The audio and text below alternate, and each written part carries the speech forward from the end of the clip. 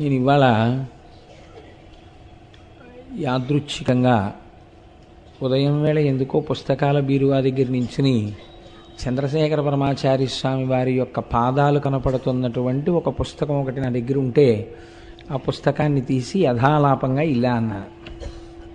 అంటే ప్రదోషవేళయందు శివనామమును చెప్పినటువంటి వాడు పొందేటటువంటి ఫలితమేమో వాక్కుల చేత చెప్పటము సాధ్యము కాదు. ప్రదోషవేళయందు చెప్పబడినటువంటి శివనామము యొక్క ఫలితమును చెప్పే ప్రయత్నమును కూడా చేయరాదు. ఎందుచేత అంటే అంత గొప్ప ఫలితం వస్తుంది కనుక. స్వయంగా చంద్రశేఖర పరమాచార్య స్వామి వారు చెప్పినటువంటి మాటలున్న పేజీ నాకు అలవోకగా కనబడితే నేను ఎంతో సంతోషించాను. ఫోన్లే నిన్ననే అనుకోకుండా నేను ఈ మాట అన్నాను. ప్రదోషవేళలో శివనామం చెప్పుకున్నటువంటి ఫలితం మనకి అనుభవంలోకి వచ్చిన తర్వాత తెలుస్తుంది దాని గొప్పతనం ఏమిటోనని. ఇవాళ మనకి యాదృచ్ఛికంగా ఇది గురువుల నోటి వెంట వచ్చిన మాటగా పుస్తకంలో కనపడింది. ఇది చాలా ఆనందదాయకమైన విషయము అని అనుకున్నాను. కనుక మనం ఇప్పుడు చక్కగా సంతోషంతో పూనికతో భక్తితో ప్రదోషవేళ కనుక ఆ శివాష్టోత్తరాన్ని చదివి తదనంతరము ప్రవచనాన్ని ప్రారంభం చేసుకుందాం.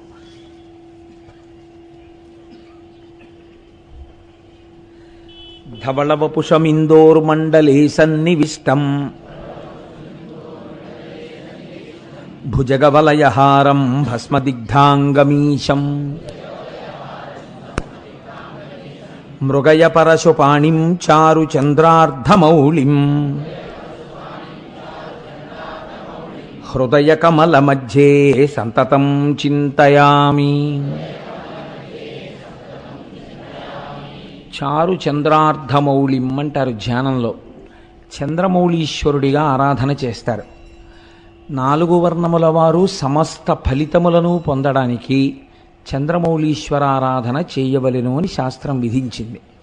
కనుక చంద్రమౌళీశ్వరారాధన చెయ్యడం కోసమని బహుశః నా ఊహ సత్యమైతే 1,00,000 ఇళ్లల్లో ఒక్క ఇంట్లోనైనా ఉండడానికి అవకాశం లేనటువంటి ఒక అత్యద్భుతమైనటువంటి పార్వతీ పరమేశ్వరుల యొక్క రూపంతో కూడిన మూర్తిని మహాశివరాత్రి నాడు 5 పైసలు ఖర్చు లేనటువంటి అద్భుతమైన చంద్రమౌళీశ్వరారాధన మనందరం కలిసి చేసుకుందాం. దానికి మనకి అపర భగీరథుడు గోపాలకృష్ణ గారు ఉండనే ఉన్నారు. ఆ కార్యక్రమాన్ని ఆయనకి చెప్పేస్తే ఆయనే తంటాలు పడి అన్నీ ఏర్పాట్లు చేసుకుంటారు. మనందరం హాయిగా కూర్చుని 5 పైసలు ఖర్చు లేకుండా అని నేను అనేశాను కాబట్టి ఇంకా దానికి ఏం ఉండదన్నమాట ఖర్చు. అలా చేసుకోవడం గోపాలకృష్ణ గారి బాధ్యత, ఇంకా మనకే సంబంధం లేదు. ఆయనకి నా ఎందున్న గౌరవం అటువంటిది. ఇంత మాట వీడన్నాడు ధూర్తతనంగా ఆయన అనుకోరు, దాన్ని అమలు చేయడానికి ప్రయత్నిస్తారు. కాబట్టి మహాశివరాత్రి నాడు అటువంటి మూర్తికి మనం ఆరాధన చేద్దాం. చారు చంద్రార్ధమౌళిం హృదయ కమల మధ్యే సంతతం చింతయామి. శివో మహేశ్వర శంభుః పినాకీ శశిశేఖరః వామదేవో విరూపాక్షః కపర్దీ నీలలోహితః శంకరః శూలపాణిశ్చ ఖట్వాంగీ విష్ణువల్లభః శపి విష్ణోంబికానాథः శ్రీకంఠో భక్తవత్సలః భవః సర్వస్త్రిలోకేశः శితికంఠः శివాప్రియః ఉగ్రః కపాలీ కామారీ అంధకాసురసూదనః గంగాధరో లలాటాక్షకాలకాల కృపానిధిః భీమ పరశుహస్తశ్చ మృగపాణిర్జటాధరః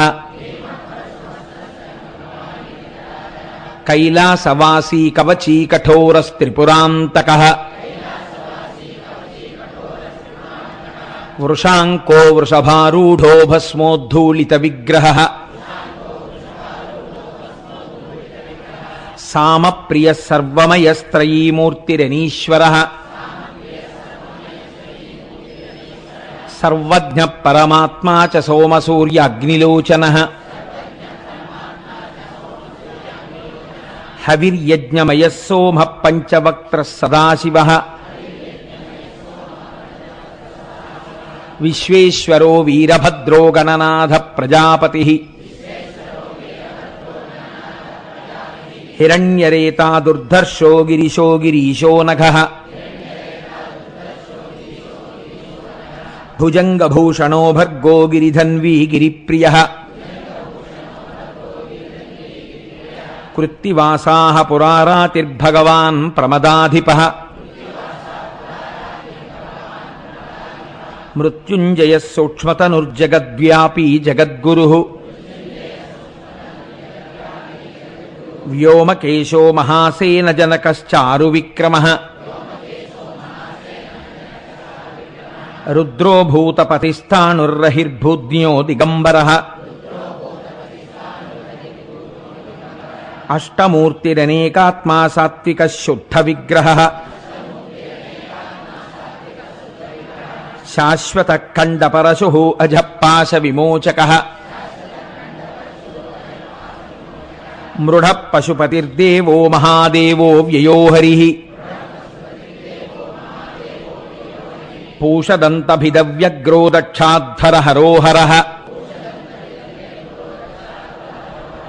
భగనేత్రభిదవ్యక్తః సహస్రాక్షः సహస్రపాత్ అపవర్గప్రదోనంతస్తారకః పరమేశ్వరః ఏవం శ్రీశంభుదేవస్య నామ్నామష్టోత్తరం శతం శ్రీశివాష్టోత్తరశతనామస్తోత్రం సమాప్తం.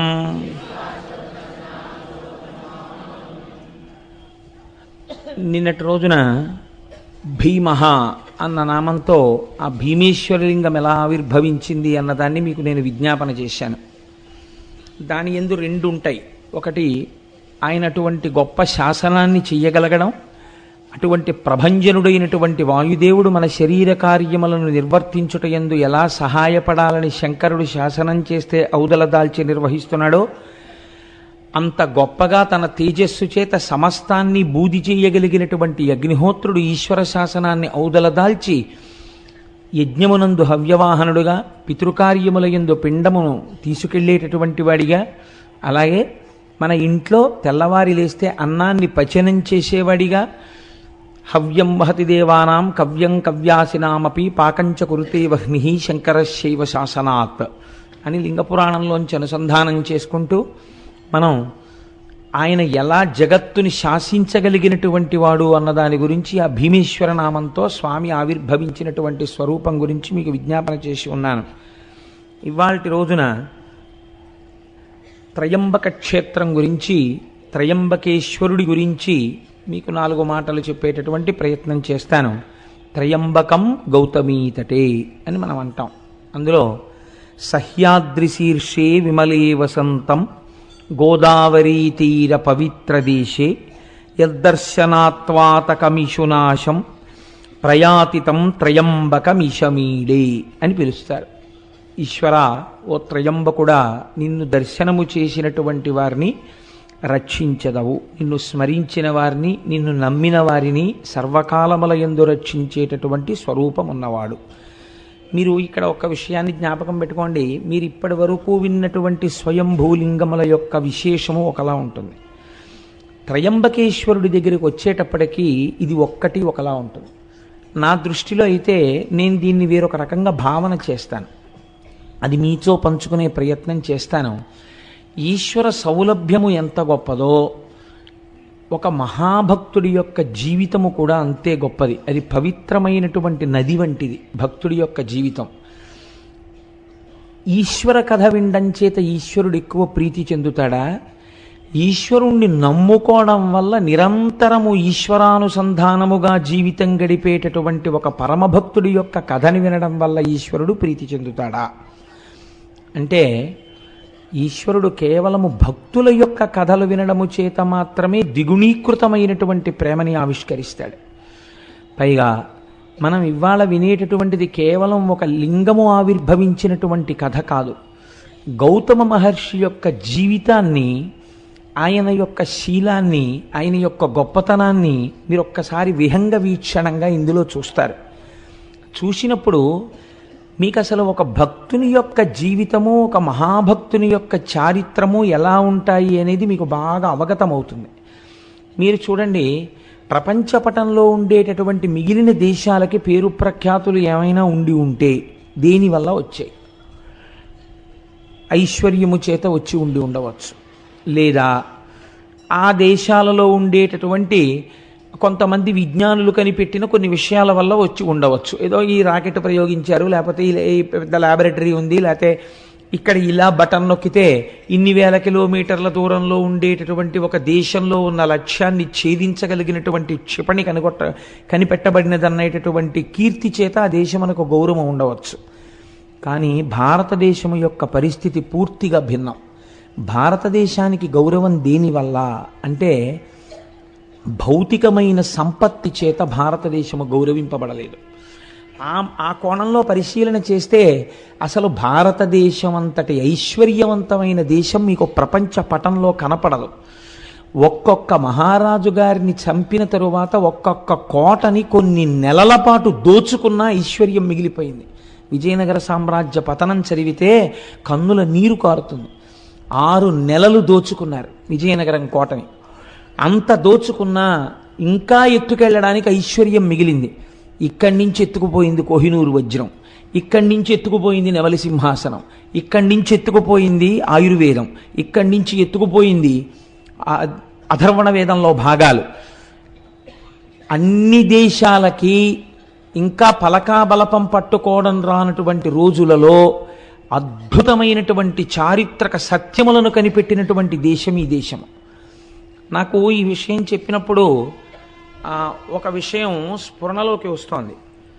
నేను మొన్న అరుణాచలం వెళ్ళినప్పుడు విశాఖపట్నం నుంచి ఒక మెరైన్ ఇంజనీర్ సుబ్బారావు గారిని, వారి భార్య గారు, నాకు పేరు సరిగ్గా జ్ఞాపకం ఉంటే ఆవిడ పేరు భవానీ, ఆవిడ కూడా మాతో పాటుగా వచ్చారు. వచ్చినప్పుడు నేను ఏదో ఒక తపస్సమాధిలో ఉండేటటువంటి వ్యక్తి సమాధిగతుడైపోయిన, ఆయన శరీరాన్ని సమాధి చేసిన అందులోంచి కొన్ని తరంగములు వస్తాయి అని పుస్తకాలలో ప్రతిపాదన చేశారు అన్నదానికి ఆవిడ సైన్స్ లెక్చరర్ అనుకుంటాను.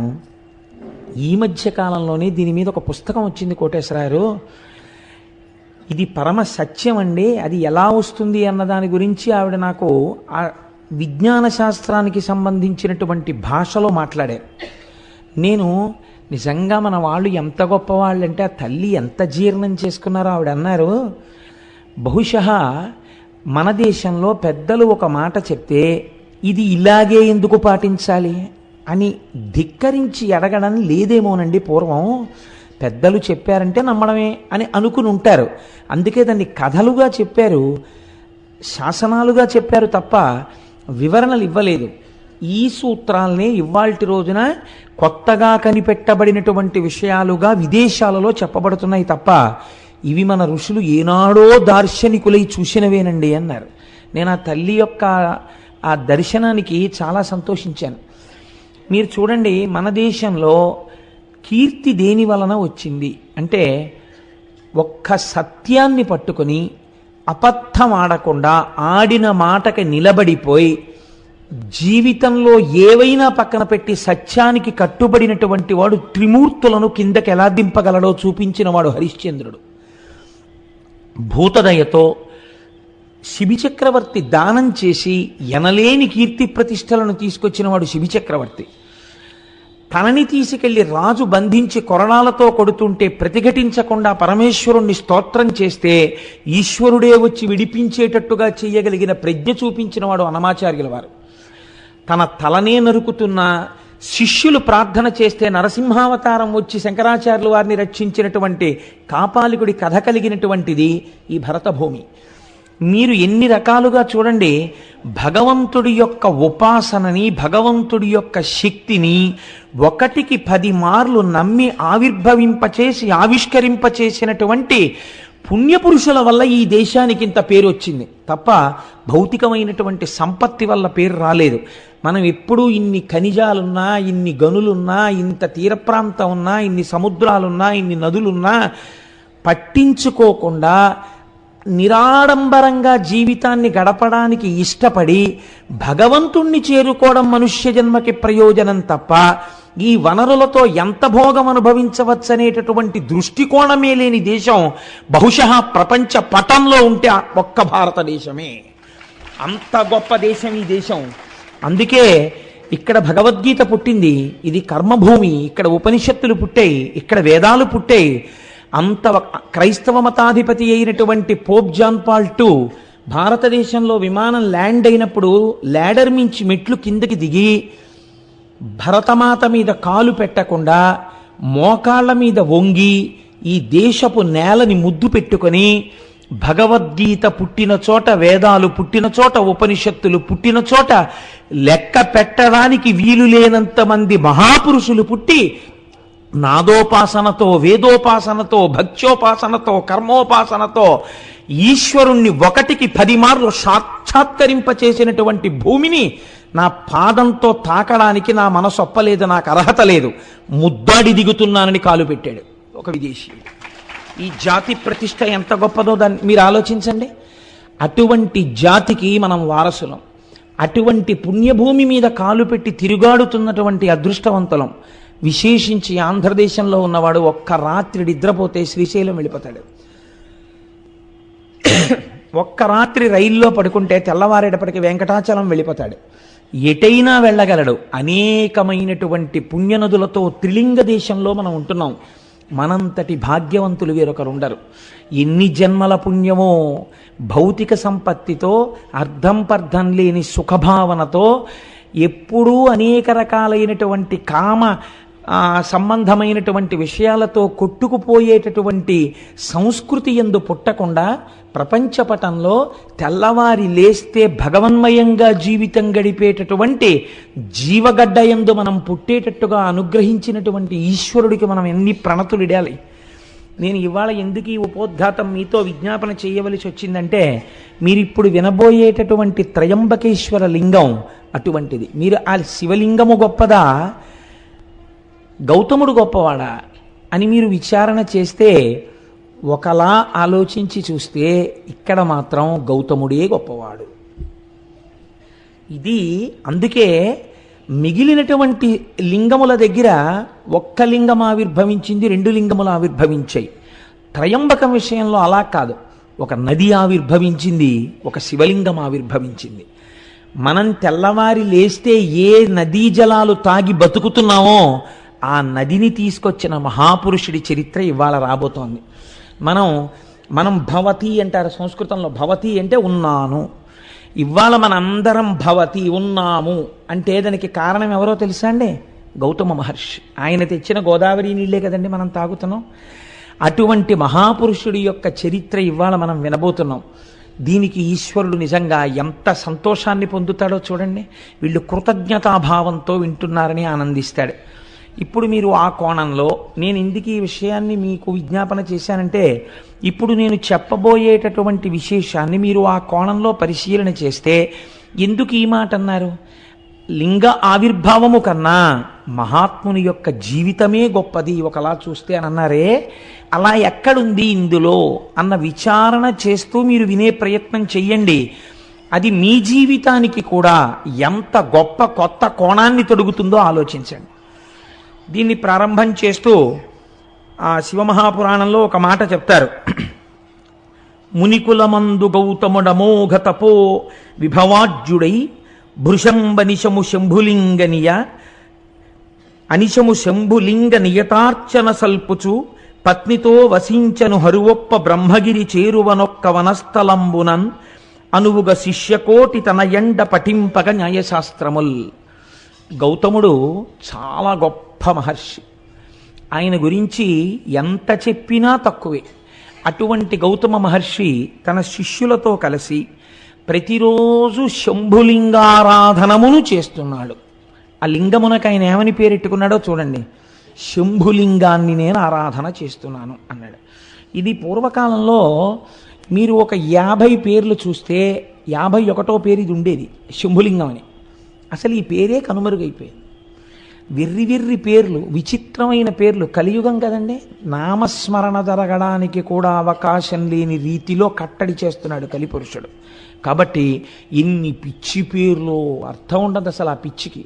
ఒక్కటి ఈశ్వర సంబంధంతో లేవు. అంత పిచ్చి పిచ్చి పేర్లన్నీ వచ్చేసాయి ఇవాళ రేపు. ఆయన తను ఆరాధన చేసిన లింగమునకు శంభులింగము అని పేరు పెట్టాడు.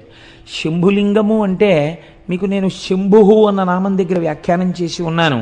శంభావయతీతి శంభుహు, మంచి భావములను కల్పించగలిగినటువంటి లింగమును ఆరాధన చేశాడు. కాబట్టి ఇప్పుడు ఆయన ఏం కోరుకుని ఉండాలి? మంచి భావనలను కోరుకుని ఉండాలి. ఏమిటా మంచి భావన? అటువంటి మహర్షి కోరుకునేది ఒక్కటే భావన, లోకమంతటినీ లోకేశ్వరుడిగా చూడడం, విశ్వాన్ని విశ్వేశ్వరుడిగా చూడడం. ఇదే ఆయన కోరుకున్నది కదండి. కాబట్టి ఇప్పుడు అలా శంభులింగాన్ని ఆరాధన చేస్తూ దానితో పాటు ఏం చేశాడు? చాలామంది శిష్యులు ఆయనని అనుగమించి ఉండేవారు. వాళ్ళందరికీ అనేకమైనటువంటి శాస్త్రములను బోధ చేస్తూ బ్రహ్మగిరి అనబడేటటువంటి ఒక పర్వత శిఖరము యొక్క పాదమూలమునందు ఆశ్రమమును నిర్మాణము చేసుకుని ఆ శంభులింగారాధన చేస్తూ పరమ పవిత్రమై, యజ్ఞవేది ఎందున్నటువంటి అగ్నిహోత్రం ఎంత పవిత్రమో అంత పవిత్రమైనటువంటి జీవితాన్ని ఆయన గడుపుతున్నాడు. ఇలా గడుపుతుండగా అంతకొండొక కాలంబునందు పొడమికడు అనావృష్టి పొదలని, ఎక్కడలగాని త్రావ నీళ్లు కరువయ్యే గ్రాసమసలే శూన్యమయ్యను దశలనే చోటనేని. ఇలా నడుస్తుండగా కొంతకాలానికి భయంకరమైనటువంటి క్షామం వచ్చింది. ఆ క్షామమునకు కారణం ఏమిటి? అనావృష్టి. వర్షాలు పడలేదు. వర్షాలు పడకపోతే ఎక్కడా నీరు లేదు. నీరు చాలా గొప్పదండి శాస్త్రంలో. ఎందుచేతనో తెలుసా అండి? మీకు నీరు లేకపోతే మొట్టమొదట పాడైపోయేది ఇది. అంటే ధర్మము లోపించిపోతుంది. నీటికి ఒక రకమైనటువంటి ప్రయారిటీ ఉంటుంది. మీరు చూడండి, నేను హైదరాబాద్లో ఒక 7-8 సంవత్సరాల క్రితం మా తమ్ముడింటికి వెళ్ళాను. వాడప్పుడు ఆ విద్యానగర్ ఏరియాలో ఎక్కడో నల్లకుంట ఏరియాలో ఉండేవాడు. సాయంకాలం స్నానం చేసి నేనేదో సంధ్యావందనం చేసుకుందామని స్నానం చేయబోతుంటే వాడు అన్నాడు, అన్నయ్య నువ్వేమనుకోకు, ఇక్కడ 2 పూట్ల స్నానం చేయడం కుదరదన్నయ్య, అతి కష్టం మీద నీళ్లు తెచ్చుకుంటాం. ఇక్కడ నువ్వేదో పవిత్రోవా సర్వావస్థాంగతోపివా యస్మరేత్ పుండరీకాక్షం స్వాహ్యాభ్యంతర శుచి పుండరీకాక్ష పుండరీకాక్ష పుండరీకాక్ష అనుకుని సంధ్యావందనం చేసుకోన్నాడు. ఇప్పుడు ఏమైంది? స్నానము లోపించింది. ఇంకా నీరుకు కొదవచ్చింది అనుకోండి, అర్ఘ్యం ఇవ్వడానికి కూడా మనం ఇబ్బంది పడిపోతాం. కొన్ని నీళ్లు అర్ఘ్యం ఇచ్చేస్తే గుక్కెడి నీళ్లు తాగడానికి తగ్గిపోతాయని సంధ్యావందనాలు కూడా పోతాయి. ధర్మలోపము దేని వలన ప్రారంభమవుతుంది అంటే నీరు తక్కువైపోవడం వల్ల ధర్మలోపం ప్రారంభమైపోతుంది. కాబట్టి నీరు ఈ లోకాన్ని నిలబెట్టడం, మనిషిని నిలబెట్టడం రెండింటినీ నీరు చేస్తుంది. కాబట్టి నీరు చాలా గొప్పది. అటువంటి నీరు ఎందుకు ఉండదు? ఒక్కటే కారణం, నీరు ఎందుకు భూమి మీద తగినంత దొరకని రోజులు వస్తాయి అని అడిగితే దీనికి లింగ పురాణం సమాధానం చెప్పింది. సంజీవనము సమస్తస్య జగత సలిలాత్మిక భవయిత్యుచ్యతే మూర్తిర్భవస్య పరమాత్మనః అని. భవ అంటే బతికించువాడు, ఏ రూపంలో బతికిస్తాడు? సంజీవనం సమస్తస్య, అన్నిటినీ బతికిస్తాడు. ఎలా? చెట్లు, చామలు, పురుగులు, పుట్ర, మనుషులు అందరూ బతుకుతారు. దేనివల్ల? జగత సలిలాత్మిక, నీటి రూపంలో ఉండి ఆయన బతికిస్తాడు. ఆయనకి ఆగ్రహం కలిగిందనుకోండి, వర్షపు చుక్క పడదు. నాకు తెలిసి నేను ఉద్యోగంలో చేరినటువంటి ఒక 5-6 సంవత్సరాల వరకు కూడా మినరల్ వాటర్ బాటిల్ కొనుక్కోవడం అనేటటువంటిది తెలియదు అసలు. మినరల్ వాటర్ బాటిల్ కొనుక్కోవడం అనేటటువంటి సంప్రదాయం బహుశా నాకు తెలిసి ఒక 5-6 ఏళ్ల నుంచే బాగా వృద్ధిలోకి వచ్చిందేమో అనుకుంటున్నాను.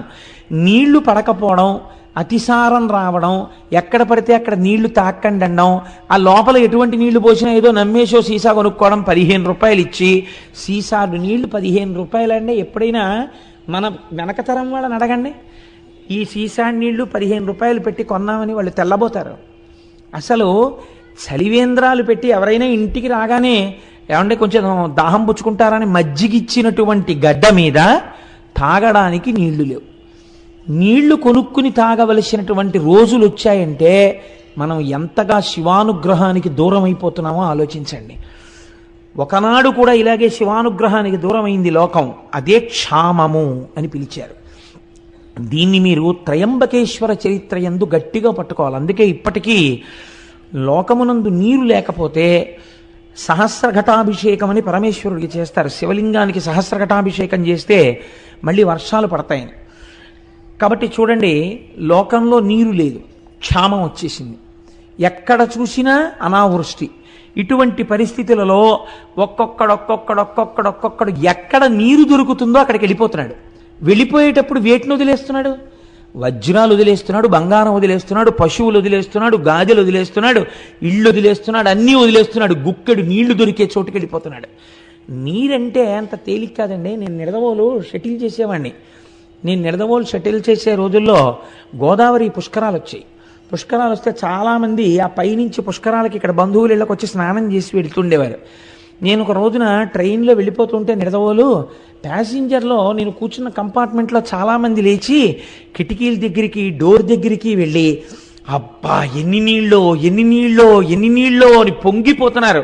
బ్రిడ్జ్ నుంచి ట్రైన్ వెళ్ళిపోతుంటే నాకు చాలా ఆశ్చర్యం అనిపించింది. అది కూడా ఎన్ని నీళ్ళో ఏంటి? మనం గోదావరి వచ్చిందంటాం అంతే, చాలా క్యాజువల్గా. వీళ్ళు ఎన్ని నీళ్ళో అంటున్నారు ఏంటని, ఎన్ని నీళ్ళో అంటున్నారు ఏంటమ్మా అని అడిగాను. అడిగితే ఇన్ని నీళ్లు మేము చూసి కొన్ని ఏళ్ళు అయిపోయిందండి, ఓ 20 ఏళ్ల క్రితం చూసాం, మేము ఎక్కడో రాయలసీమ నుంచి వచ్చాం గోదావరి పుష్కరాలకి, ఇంత నీటి ప్రవాహం చూసి మేము ఎన్నేళ్ళు అయిందో అన్నారు. వాళ్ళకి తెలుస్తుంది దాని అందం ఏమిటో, వాళ్ళకి తెలుస్తుంది అందులో తృప్తి ఏమిటో. మనం గౌతమ మహర్షి అనుగ్రహంతో కావలసినన్ని నీళ్లు పొందుతున్నాం కాబట్టి ఆ మహర్షిని కూడా తలుచుకోవడం మానేశాం. అక్కర్లేని విగ్రహాలు త్రిలింగ దేశంలో ఎన్నున్నాయో, ఇంతగా మనకి గౌతమీ నదిని తీసుకొచ్చి దాహార్తిని తీరుస్తున్నటువంటి గౌతమ మహర్షి యొక్క విగ్రహ ప్రతిష్ఠ జరిగినటువంటి ఆలయాలు ఈ ప్రాంతాల్లో ఎన్నున్నాయి నాకు చూపించండి. ఇది మన కృతజ్ఞత. ఎందుకు శివుడు అనుగ్రహించాలి మనని? కాబట్టి వాటర్ బాటిల్స్ కొనుక్కోవలసి వచ్చిందంటే కొనుక్కోవలసి వస్తుంది కదండి.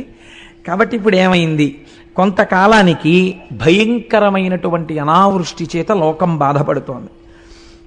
ఇటువంటి అపారమైనటువంటి బాధ చేత లోకంలో ఉన్న వాళ్ళందరూ వెళ్ళిపోతున్నారు.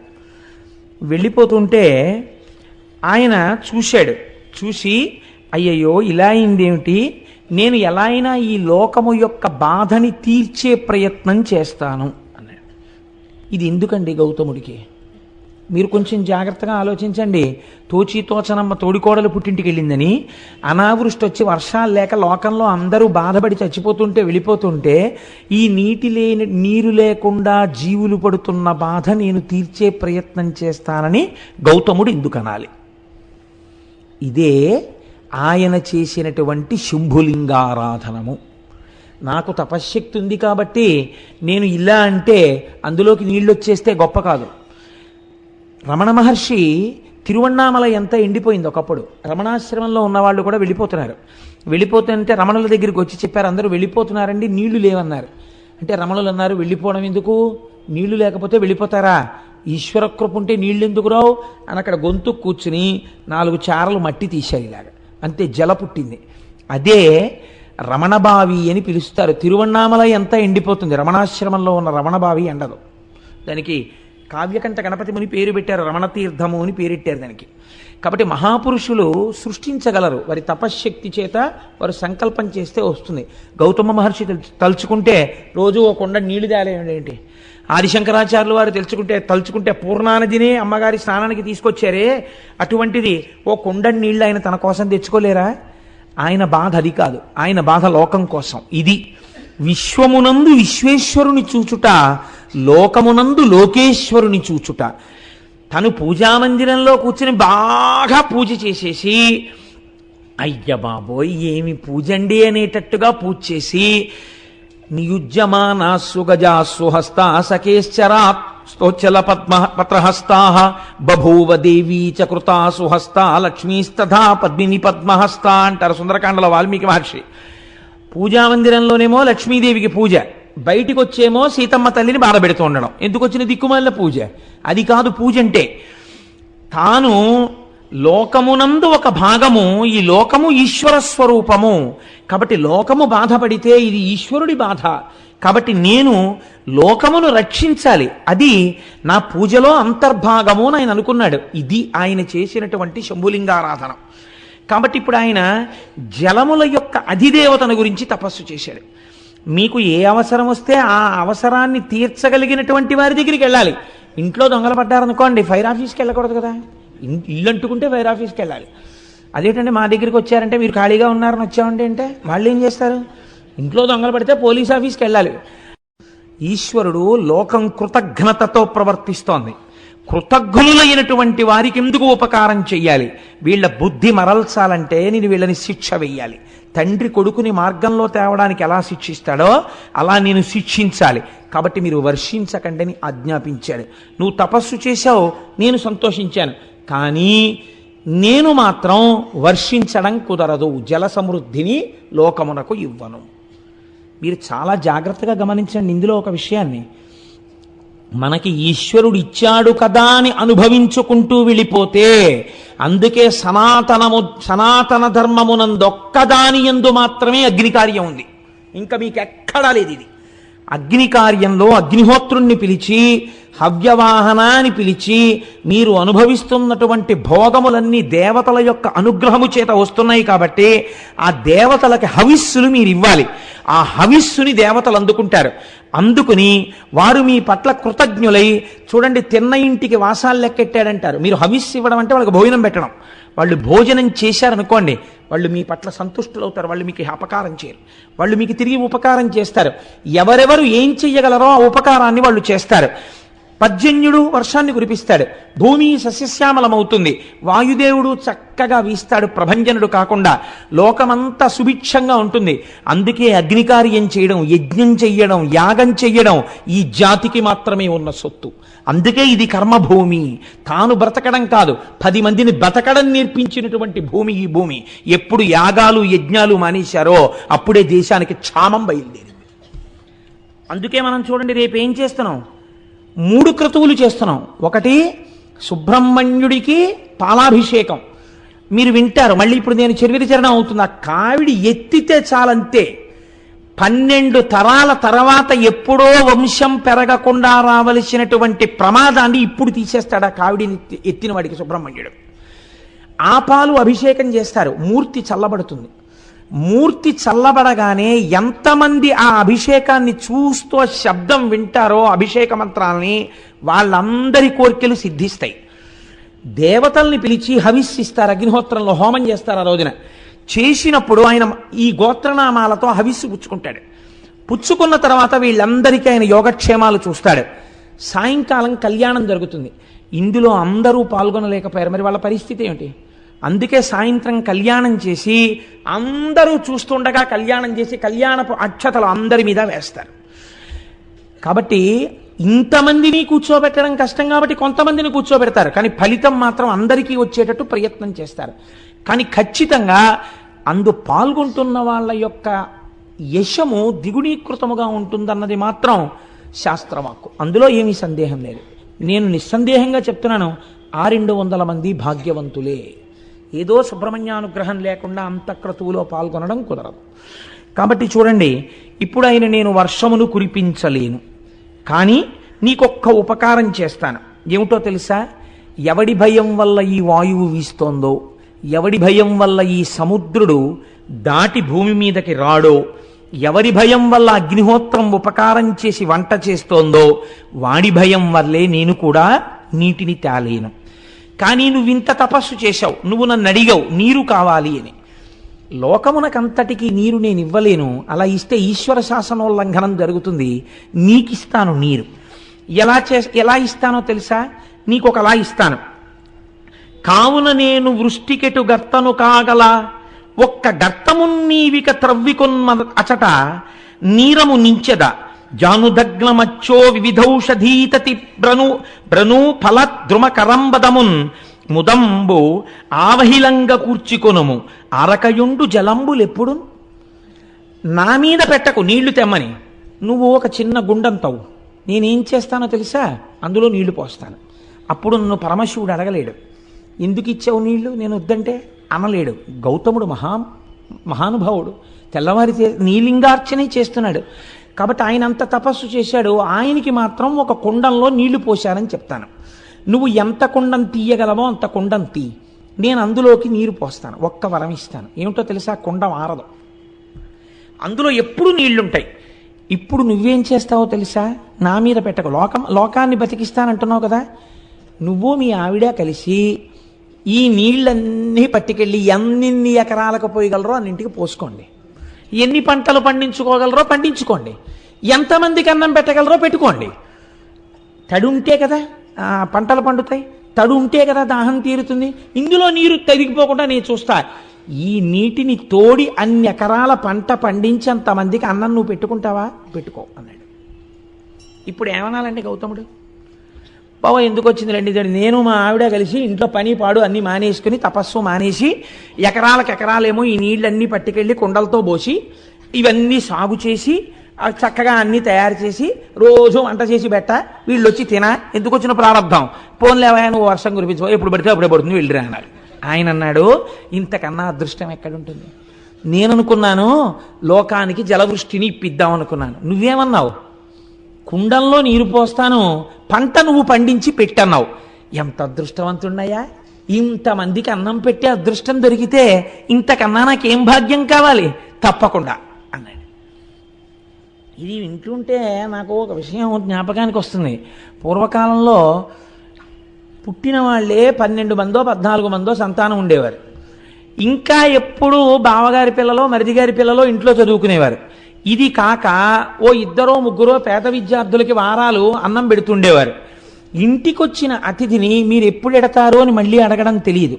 వాళ్ళు నెలలు ఉంటుండేవారు, వాళ్ళకి వండి పెడుతుండేవారు. ఇన్ని చేస్తున్నా ఎంత సంతోషంగా వాళ్ళ జీవితాలు వెళ్ళిపోయాయో. ఒక్కనాడు లేదన్న బాధ లేకుండా వాళ్ళు సంతోషంగా గడిపేశారు. ఇంత అలిసిపోయేవారు, రాత్రి ఇలా వెళ్ళి పడుకోగానే నిద్రపోయేవారు, మళ్ళీ తెల్లవారు లేచేవారు, సంతోషంతో కార్యక్రమం చేసేవారు. ఇంతమందికి పెట్టగలిగిన చెయ్యిందని సంతోషించేవారు. అలా వాళ్ళ రోజులు వెళ్ళిపోయాయి. కాబట్టి ఇప్పుడు గౌతముడు చాలా సంతోషించాడు. తప్పకుండా నేను ఆ పని చేసుకుంటానన్నాడు. ఇప్పుడు వరుణుడు ఆ గుండంలో నీరు నింపాడు. ఇప్పుడు గౌతముడు ఏం చేశాడో మీరు అవధరించండి. నాకు నిజంగా ఆశ్చర్యంగా ఉంటుంది ఇది చదువుతుంటే. ఇది చదివినంత తేలిగ్గా విన్నంత తేలిగ్గా ఉండదు. మీరు మనసులో ఒక్కసారి భావన చెయ్యండి ఆయన ఉదారత. ఇదంతా ఎవరెవరు చేశారు? ఆయన భార్య అంతే. అహల్య ఎవరో తెలుసా అండి? బ్రహ్మగారికి ఒక కోరిక పుట్టింది. ఇప్పటి వరకు ప్రపంచంలో పుట్టనంత సౌందర్య రాశిని ఒక దాన్ని నేను సృష్టిస్తానని సృష్టిస్తే ఆవిడే అహల్య. ఇంద్రుడంతటి వాడు మోహపడ్డాడు ఆవిడ కోసం. అటువంటి అహల్య అంత సౌందర్య రాశి ఈ నీళ్లు కావిళ్ళలో ఎత్తుకుని 1 ఎకరమా 2 ఎకరాలా 100 ఎకరాలకి నీళ్లు పోసి సాగు చేయడం ఏమీ కర్మ. వాళ్ళు అనుకున్నారు ఇలా ముక్కు మూసుకుని తపస్సు చేయడం కాదు, లోకాన్ని బతికించడం జీవితం అన్నారు. ఇక్కడే మీకు ఒక తేడా వస్తుంది. మిగిలిన ప్రపంచ దేశాలు అన్నాయే మాకుంది కాబట్టి మేము సేవ చేస్తున్నాం అన్నారు. వాళ్ళు సేవ అన్న మాట వాడారు. మన వాళ్ళు ఆ మాట వాడలేదు. ఇది లోకేశ్వరోపాసన అన్నారు వాళ్ళు. ఇది మేము సేవ చేయట్లేదు, మేము లోకమనందు ఈశ్వరుణ్ణి చూసి ఈశ్వరుణ్ణి ఆరాధిస్తున్నాం ఈ రూపంలో. అందుకే మన వాళ్ళు ఇచ్చినవాడు పుచ్చుకున్నవాడికి దండం పెట్టడు, ఇస్తున్నవాడు పుచ్చుకున్నవాడికి దండం పెడతాడు. పుచ్చుకున్నవాడు ఇచ్చినవాడికి దండం పెట్టాలా, ఇచ్చేవాడు పుచ్చుకున్నవాడికి దండం పెట్టాలా? పుచ్చుకున్నవాడికే పెడతాడు. అందుకే చూడండి, దానం చేసి పుచ్చుకున్నవాడికి దండం పెడతారు. ఎందుకు పెడతారు? నువ్వు పుచ్చుకోకపోతే నాకు ఊర్ధ్వలోకాల్లో కావలసిన పుణ్యం ఎక్కడి నుంచి వస్తుంది? భవతే విష్ణుస్వరూపాయతే తత్ ప్రామాణ్య విధే త్రిపాదస్య ధరణిం దాస్యామి అంటారు. భవతే విష్ణుస్వరూపాయతే, ఆ ఈశ్వరుడు ఆ విష్ణు భగవానుడు నన్ను ఉద్ధరించడం కోసమని, నన్ను నాయందు పుణ్యమును పెంచడం కోసమని ఈ రూపంతో వచ్చి ఎదురుగుండా నిలబడి నా దగ్గర పుచ్చుకుని నాకు పుణ్యం ఇచ్చాడు. కాబట్టి నీకే నా నమస్కారం అని నమస్కరించింది ఈ జాతి. ఇంత సంస్కార బలంతో సేవించడం ఏ దేశానికి తెలియదు. వాతలు పెట్టుకుని అవసరంగా మన వాళ్ళు లేనిపోని పొందించుకుంటారు. ఇది మన జాతికి చెందిన ఉపాసన. అలాంటి పిచ్చి పిచ్చి మాటలు ఈ జాతి సంస్కారంలోనే లేవు. మాకుంది, మేము ఎవడికో పెడుతున్నాం, మేము అలాంటి సేవలు చేసాం, ఇలాంటి సేవలు చేసాం, పేపర్లలో వేసుకోవడం, ఇది ఈ జాతి సంస్కారము కాదు. ఈ చేత్తో ఇచ్చింది ఈ చేతికి తెలియదు. అంత గుప్తమైన దానాలు చేశారు, అంత అందంగా చేసేశారు. కృష్ణదేవరాయల వారు ఎక్కడికి వెళ్ళినా ఎన్ని చేశాడో మహానుభావుడు. ఎక్కడో సింహాచలం పెడితే ఓ చోట ఓ గోడ మీద ఇలా ఉంటుందంతే, ఇన్ని పచ్చల పథకాలు, ఇన్ని మణులు, ఇన్ని ఇచ్చాడు అంతే, బస్ ఇంకెక్కడా కనపడదు. ఇంత మెట్టు గుళ్ళో కట్టిస్తే కీర్తిశేషులు ఫలానా వాడి ఫలానా ఆవిడ యొక్క కుమారుడైన ఫలానా వాడు అదేంటి మళ్ళీ బ్రాకెట్లో వీడు ఎప్పుడో 20 ఏళ్ల క్రితం చేశాడు దిక్కుమాలిన ఉద్యోగం ఒకటి, రిటైర్డ్ సో అండ్ సో, ఈ మెట్టును బహూకరించినారు అని వీడి పేరు కొన్ని వేల మంది తొక్కుతూ ఉండాలి. ఎంత కీర్తి కండుతో! అది ఈ జాతికి ఉన్నటువంటి దురద కాదు. గుప్తంగా దానం చేయడం ఈశ్వరోపాసనగా లోకాన్ని సేవించడం. కాబట్టి ఇప్పుడు గౌతముడు ఏం చేశాడు? అనిరళఘన సుగంధాఢ్యమరవి అరంద విష్యంద సుందర కుసుమ కుంద కుటజ మందార మాధవి మాలతి వకుళ చంపక కరవీర కేతకుల తతుల పరిపక్వ ఫల రాజి భాసుర సహకార దాడిమ ద్రాక్ష బదురుల పంక్తి ఫనస ఖర్జూర శ్రీఫల జంబు జంబీర లికుచ బీజాపూర నికురములను మిండుగా బండి చెన్నార మీరు వ్రీహి యవతి లాఢక చనక్రపి యంగుమాష రాజమాష మసుర ముద్గ రాజియాన నాళ గోధూమ తితతి ఘనముదనరే దోస వంగ అరటి దొండ కాకర పొట్ల సొర బీర చిక్కుడు ఉసిరిక వెలగ కరివేప ఆవయు మరిచ మార్ధ్రకమును బెండ గుమ్మడియును పెండలము కంద చేమయు చిలకండ నామాత్రము కామ్రమములు నారింజక జీరము చిర్రి పొన్నగంటియు బుద్ధి పులిచింత తింత్రిని గోగు జీవంతియు రేగు మునగ ములక మిరపకయు జుశ్రకాకినులు బత్సలియును చెమ్మయున్ బడమ మయును నాగ వల్లి లతలను క్రమములుగా వంగతతులు నారికడము లేలలు బలు తీరులలరే. ఎన్ని పండించాడో చూడండి. ఆయన పెద్ద తోటలేశాట, ఎన్ని 100 ఎకరాలు వేశాడో. ఆయన భార్య కలిసి నీళ్లు పట్టుకెళ్ళి సేద్యం చేసి ఇవన్నీ పండించారు. ఎంత లిస్ట్ ఇచ్చాడో మహానుభావుడు. పువ్వులు కూడా పెంచారు వాళ్ళు. అయ్యయ్యో 5వ తనానికి చిహ్నం కదా, పువ్వులు ముడుచుకోవాలి, ఇంటికి వచ్చినటువంటి ఆడబడుచుకి పువ్వులు ఇవ్వాలి, అందుకని పువ్వులు ఉండాలి, పూజ చేసుకుంటే పువ్వులు ఉండాలి. అందుకని మందార మాధవి మాలతి వకుళ చంపక కరవీర కేత కుల తతుల పరిపక్వ ఫలరాజి భాసుర సహకార దాడిమ ద్రాక్ష బదరుల పంక్తి పనస ఖర్జూర శ్రీఫల జంబు జంబీర, ఇన్ని పళ్ళు ఇన్ని పువ్వులు, ఇవి చాలవన్నట్టు భోజనం కోసం వచ్చినటువంటి వాళ్ళకి అసలే క్షామం కదండి. ఏదో ఓ పప్పు ఓ కూర ఓ పచ్చడి ఓ పులుసుతో సరిపెట్టుకోండి అనకుండా దోస వంగ అరటి దొండ కాకర పొట్ల సొర బీర చిక్కుడు ఉసిరిక వెలగ కరివేప ఆవయు మరిచ మార్ద్రకమును బెండ గుమ్మడియును పెండలంబు కంద చేమయు చిలకడము నామ్రతకామ్రమములు నారింజ జీరకము చిర్రి పొన్నగంటియు బొద్ది పులిచింత తింత్రిని గోగు జీవంతియు రేగు మునగ ములక మిరపయు. ఓరి నాయనో, ఇన్ని పంటలు పండించాడు ఆయన. ఇన్ని పంటలు పండించి అదో పెద్ద రైతు బజారు, అదో పెద్ద పుష్పవాటిక. ఇవన్నీ ఏం చేసేవాడు అంటే తెల్లవారేటప్పటికి కుండల్లో పోసి ఈ వరుణగుండంలోంచి నీళ్లు తీసుకొచ్చి బోలెడంతంత అన్నరాసులు వండేవారు ఇద్దరూ కలిసి. ఎన్ని కూరలో వండేవారు. ఇప్పుడు ఏమైంది? అందరికీ తెలిసింది. అక్కడ వరుణగుండం ఉందిట, అందులో నీళ్ళెట్టుకెళ్ళి వండుకోండమ్మా అనర్త. ఏం చేస్తారో తెలుసా? అహల్య గౌతముడు పొయ్యూది వండుతారట. ఆయన తపస్సు అటువంటిది. అగ్నిహోత్రుడు అలా పనిచేశాడు ఆయన దగ్గర. హాయిగా వండుతారట. మీరు సంధ్యావందనం చేసుకుని పూజ చేసుకుని రండి, భోజనాలు వడ్డించేస్తామంటారట. మధ్యాహ్నం మనం వెళ్ళేటప్పటికి ఎన్ని వేల మందికైనా వడ్డన చేసేస్తారట. కాబట్టి ఇప్పుడు ఏమైంది? రాను రాను రాను రాను రాను రాను ఆ ఆశ్రమానికి క్షామంలో అసలు దొరకడమే కష్టం. అంటే ఉచిత భోజన పథకం ఏమీ బాధ లేదు, దానికేం కార్డు ఉండక్కర్లేదు, అక్కడికి వెళ్ళిపోతే చాలు పెట్టేస్తారు. కాబట్టి ఇప్పుడు వీళ్ళందరూ ఏం చేశారు అంటే వీళ్ళందరూ గౌతమ మహర్షి ఆశ్రమానికి వెళ్ళి చక్కగా ఆ పెట్టినటువంటి పదార్థాలన్నింటినీ తినడం ప్రారంభం చేశారు. పోనీ అక్కడతో వాళ్ళు తృప్తి పడి తిని వెళ్ళిపోతున్నారని మీరు అనుకుంటున్నారా? అంటే స్వార్థ చింతన అన్నది లోకంలో ఎలా ఉంటుందో చూడండి. ఇందులో మళ్ళీ గౌతమ మహర్షి పెడితే తినేవాళ్ళే ఇందరూ. ఒక్కడికి ఇందులో ఏం గొప్పతనంతో తను సొంతంగా ఆ సోలడ అన్నం వండగలిగినటువంటి వాడు లేడు, చుక్క నీళ్లు తాగలిగిన వాడు లేడు. కానీ ఈ కీర్తిలో వాటాలు కావాలి, అందుకని ఎవరనుకుంటున్నారా గౌతముడు? మా మేనమామకి వేలు విడిచిన బావమరిది తోడలుడండి. ఎంత అందంగా దిప్పి పొడిచారో తెలుసా అండి లోకం తీరుని. తన తాతకు తమ్ముని కొమరుడు ఒకడొచ్చి అన్నట్ట, నా తాతకి తమ్ముని కొమరుడు అండి గౌతముడు. సంబంధం కలుపుకున్నాడు ఆయన. తన తాతకు తమ్ముని కొమరుని కొడుకంచు ఒక్కండు కూడవచ్చే తన తండ్రి ఎల్లుని చెల్లిటికి మేటి మరదియంచొక్కండు తరలివచ్చే తన మేనమామ వదిన ఎల్లుని బావగారని యొక్కండు కలియవచ్చ తన తోడి ఎల్లుని తండ్రికి మేనయల్లుడంచును ఒక్కడు అరసి డాసే ఇట్లు చుట్టరింకంబుల ఎరుగ చెప్పికొనుచు గుంపులై మునికులజులు ఆండ్రు బిడ్డలతో గౌతమాశ్రమంబు వెదుకుకొనుచు వచ్చిరంతయు విందుమీర. రకరకాల సంబంధాలు పెట్టుకున్నారు ఆయనతో. ఏమిటా అనుబంధం గౌతమ మహర్షికి కూడా తెలియదేమో ఇంతమంది చుట్టాలున్నారని. వీళ్ళు ఎప్పుడన్నా కనపడ్డారా గౌతమ మహర్షికి? ఎప్పుడూ కనపడలేదు. ఎప్పుడు వచ్చారు వీళ్ళందరూ? ఇప్పుడు క్షామం కదా లోకంలో.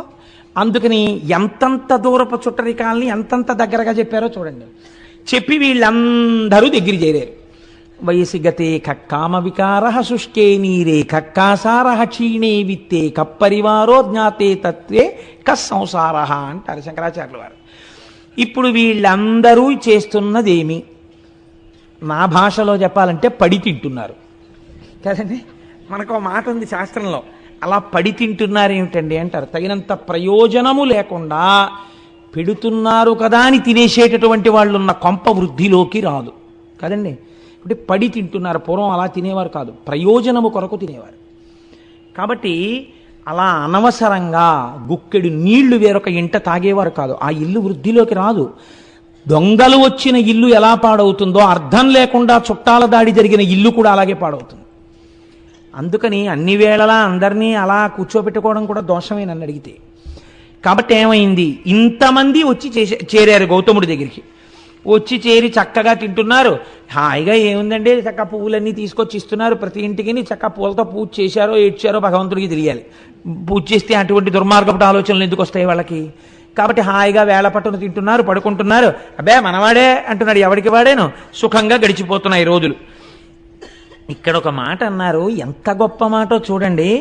సింగంబు గుహకు చనినే ఇంగును ముత్యముల రాసి జంబుక భూమింకడు వేడుకమై డాయంగా బునుకలను బొక్కలు అలవడు పెక్కులు. మీరు సింహం ఉండేటటువంటి గుహలోకి వెళ్ళారనుకోండి, ముత్యాలు దొరుకుతాయి. ఎందుకంటే అది ఏనుగుని ఈడ్చుకొచ్చి కుంభస్థలాన్ని బదలగొట్టి తింటుంది కాబట్టి. ముత్యములు దొరికేటటువంటి వాటిల్లో ఏనుగు కుంభస్థలం ఒకటి కాబట్టి ముత్యాలు దొరుకుతాయి. నక్క ఉన్న గుహలోకి వెళ్ళారనుకోండి, అక్కడికి వెళ్ళినప్పుడు దొరికేవి ఎముకలు బొక్కలు, అంటే ఎముకలు మొబికలు దొరుకుతాయి అక్కడ. అదేం తింటుంది? ఏదైనా క్రూరమైన జంతువు వేటాడి వదిలేసిన శేషాన్ని ఈడ్చుకొచ్చి తింటుంది. ఎక్కడికి వెడితే ఏం దొరుకుతాయో అక్కడికి వెళ్ళినప్పుడు అవి దొరకడం ఆ యొక్క ప్రాంత లక్షణం. గౌతముడి దగ్గరికి వెళ్ళినటువంటి వాడికి అటువంటివే దొరికాయి. అయితే మీరు ఒక్కటి ఆలోచించండి. ఇప్పుడు గౌతముడి దగ్గర చేరిన వాళ్ళల్లో రెండు వర్గాలు ఉన్నాయి. ఒకళ్ళు ఈ బంధుత్వం కలుపుకొని వచ్చిన వాళ్ళందరూ అన్నం కోసం వచ్చారు. వాళ్ళకి గౌతముడి తపస్సు కానీ, గౌతముడి మీద భక్తి కానీ, గౌతముడి దగ్గర ఏదో తెలుసుకోవాలన్న కుతూహలం కానీ లేవు. శిష్యులు ఉన్నారు కొంతమంది మొట్టమొదటి నుంచి. వాళ్ళు దేనికి ఉన్నారు? వాళ్ళు గౌతముడి దగ్గర శాస్త్రం నేర్చుకోవడానికి, భగవంతుడి గురించి తెలుసుకోవడానికి ఉన్నారు. ఇప్పుడు పొడమి విజితేంద్రియుడు, దయాళుడును, మదములేనివాడు, ఉపకారి, ఈ నలుగురు స్తంభముల ఎట్లు దాల్తురు సతత మోపి ఈ జగంబు సంధియమింతలేదు అన్నారు.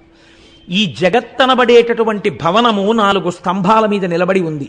ఈ నలుగురు ఎవరో తెలుసా? పుడమి విజితేంద్రియుండు. ఇంద్రియములను గెలిచినటువంటి మహాపురుషుడు ఎక్కడో ఒక్కడుంటాడు, ఒక చంద్రశేఖర పరమాచార్య స్వామి వంటి వారు. అటువంటి మహాపురుషుడి యొక్క పేరు స్మరింపబడినంత కాలం కూడా స్తంభంగా ఈ భూమిని కాపాడుతుంది. 2 దయాళుడును, అపారమైనటువంటి భూతదయ కలిగినటువంటి వాడు, అన్ని ప్రాణుల యందు ఈశ్వరుణ్ణి చూడగలిగినటువంటి వాడు. ఆయన ఒక స్తంభం ఈ భూమిని నిలబెట్టడానికి. మదము లేనివాడు, అహంకారం లేనివాడు, ఉపకారి, వేరొకటికి ఉపకారం చేసేవాడు. ఈ నలుగురే ఈ భూమండలాన్ని నిలబెడుతున్న స్తంభములు. మిగిలిన వాళ్ళు దీనిలోకి వచ్చిపోతున్న వాళ్ళు. కాబట్టి ఇలా జరుగుతుండగా కొంతకాలానికి ఒక విచిత్రం జరిగింది గౌతమాశ్రమంలో. బహుకాలం బిటులేగెనొక్క దివస ప్రాహ్నంబునన్ గౌతమ ద్రుహిణుండీశ్వర పూజకై సలిలముం తొట్టెన్ డనాన్ శిష్యులున్ రహిమీరన్ కలశంబులన్ కొని సరోరాజంబు చేరంగా పోనహివేణుల్ ముని భార్యలప్పుడే జలంబాడంగ విచ్చేయుడు. ఒకరోజు తెల్లవారుజామున గౌతమ మహర్షి శివలింగానికి అభిషేకం చెయ్యాలి, సంధ్యావందనం చేసుకోవాలి. ఒక పాత్ర ఒకదాన్ని శిష్యులకిచ్చి, ఒరే నాన్న వరుణగుండంలోకి వెళ్ళి నీళ్లు పట్టరండ్రా, నేను సంధ్యావందనం చేసుకుని శివలింగానికి అభిషేకం చేసుకుంటాను అన్నాడు. వాళ్ళు ఆ కుండ పట్టుకుని నీళ్లు తేవడానికి వెళ్ళారు. అదే సమయానికి మిగిలినటువంటి మునుల యొక్క భార్యలు అక్కడికి స్నానం చేయడానికి వచ్చారు. ఈ వీళ్ళన్నారు, ఆడవాళ్ళు స్నానం చెయ్యడానికి వచ్చినప్పుడు వాళ్ళు స్నానం చేశాక పట్టుకుందాం లేని అక్కడ నిలబడడం బ్రహ్మచారికి దోషం అవుతుంది. కాబట్టి ఒక్కసారి మీరు పక్కకుండమ్మా, నీళ్లు పట్టుకుని మేము వెళ్ళిపోతాం అన్నారు వాళ్ళు. కానీ ఆ గౌతమ శిష్యులాముని సతీకాండంబుతో ఒక్క ప్రక్కన చేరుండు ఘనుండు దేశికుడు వేగన్ పూజకై తీర్థమున్ కొనితే రన్మము పంచెనట్లు కదక అట్లుదకమున్ గొంపోవలెన్ తల్లులన్నను నవ్వార రటుల్ తొలగంగ కడున్ గర్వం బఖర్వంబుగాన్. అమ్మలారా, దేశికుడు మా గురువు మమ్మల్ని కుండతో నీళ్లు తెమ్మన్నాడు సంధ్యావందనానికి, లింగాభిషేకానికి. మీరు ఒక్కసారి అలా ప్రక్కకి తొలగితే మేము ఆ నీళ్లు పట్టుకుని వెళ్ళిపోతామమ్మా అన్నారు వాళ్ళు. అనేటప్పటికీ వాళ్ళు అన్నారు, మీకు ఎంత మిడిసిపాటు వచ్చిందిరా, మీకెంత గర్వం వచ్చిందిరా, మునిపత్నులం మేము స్నానానికి వచ్చామా? మా స్నానం కన్నా గౌతముడికి సంధ్యావందనమును అభిషేకం ఎక్కువయ్యాయా? ముందు గౌతముడికి నీళ్ళు వెళ్ళాలా ఇక్కడి నుంచి? అంత గర్వం వచ్చిందా గౌతముడికి అంటే?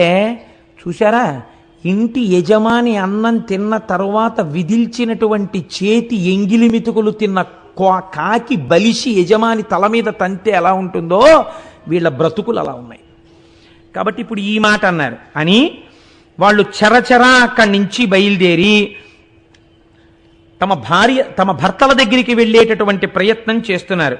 చనుండు మీరలిక సత్వరమేమిటి దీర్ఘమాడి నీళ్లను కొనిపోవగావలే జలం వనరింపకొడల్పలుయిరు మీ ఘనత నిరుంగకిట్లు పలుకం దొరకంటి రణంగ వారలం తనిచని ఆశ్రమమున కొంత గురురజ్ఞికి చెప్పెనాపయున్. ఇంతంత అహంకారం ఏమిట్రా మీకు? మేమిక్కడ స్నానం చెయ్యాలి, అభిషేకమా సంధ్యావందనమా? అంత గొప్పవాడైపోయాడు గౌతముడు, పొండవతలకన్నాడు. వాళ్ళు చిన్నబుచ్చుకుని నీళ్ల కుండని నీటితో తేకుండా ఖాళీ కుండతో తిరిగి వచ్చారు. గురువుగారి దగ్గరికి వెళ్ళి ఈ మాట చెప్తే, గురువుగారు చూశారా వీళ్ళని చేరదీసినందుకు ఎలా ప్రవర్తిస్తున్నారో అని గురువు పొద్దున్నే నొచ్చుకున్నా దానికి మేము కారణం అవుతాం. గురువుగారి దగ్గరికి వెళ్ళి అబద్ధం చెప్పినా దోషం వస్తుంది. అలాగని గురువుగారికి ఏమీ చెప్పకుండా కూర్చుంటే సంధ్యావందనానికి వేళ మీరిపోతుంది. కాబట్టి ఇప్పుడు ఎలా మనం ధర్మ సంకటంలో పడ్డాం అనుకున్నారా బ్రహ్మచారులు అని వాళ్ళు ఏం చెయ్యాలో అర్థం కాక, బిడ్డడు నాన్నగారి దగ్గర ఏదైనా చెప్పడానికి ఇబ్బంది పడినప్పుడు అమ్మ దగ్గరికి స్వతంత్రంగా వెళ్ళినట్టు గురుపత్ని అయిన అహల్య దగ్గరికి వెళ్ళారు. అమ్మ, గురువుగారు నీళ్లు తెమ్మన్నారమ్మా, మేము అక్కడికి వెడితే వాళ్ళు స్నానాలు చేస్తామంటున్నారు, మేము అక్కడ ఎలా నిలబడతామమ్మా? వాళ్ళు మునిపత్నులు, వాళ్ళు స్నానం చేస్తుంటే అయ్యే వరకు మేము అక్కడ నిలబడితే అది చాలా అసహ్యంగా ఉంటుంది, మేము బ్రహ్మచారులం అలా నిలబడకూడదు. వాళ్ళు ఒక్క కుండలు నీళ్లు పట్టుకుని మేము వెళ్ళిపోతామంటే అనరాని మాటలని మమ్మల్ని పంపించేశారమ్మా. ఇప్పుడు గురువుగారి దగ్గరికి ఖాళీ కుండతో ఎలా వెళ్ళడము అని బెంగ పెట్టుకున్నామమ్మా అని చెప్పారు వాళ్ళు. వాళ్ళు ఎంత ధార్మికమైన నడువడితో ఉన్న బ్రహ్మచారులో చూడండి. అందుకే నేనన్నా అక్కడ రెండు వర్గముల మనుషులు ఉన్నారు అని. ఇప్పుడు ఆవిడేం చేసింది? అహల్య. ఇప్పుడు ఇంతమందికి ఇంత నోరుంటే ఆవిడకు ఉండక్కర్లేదు ఏంటండి?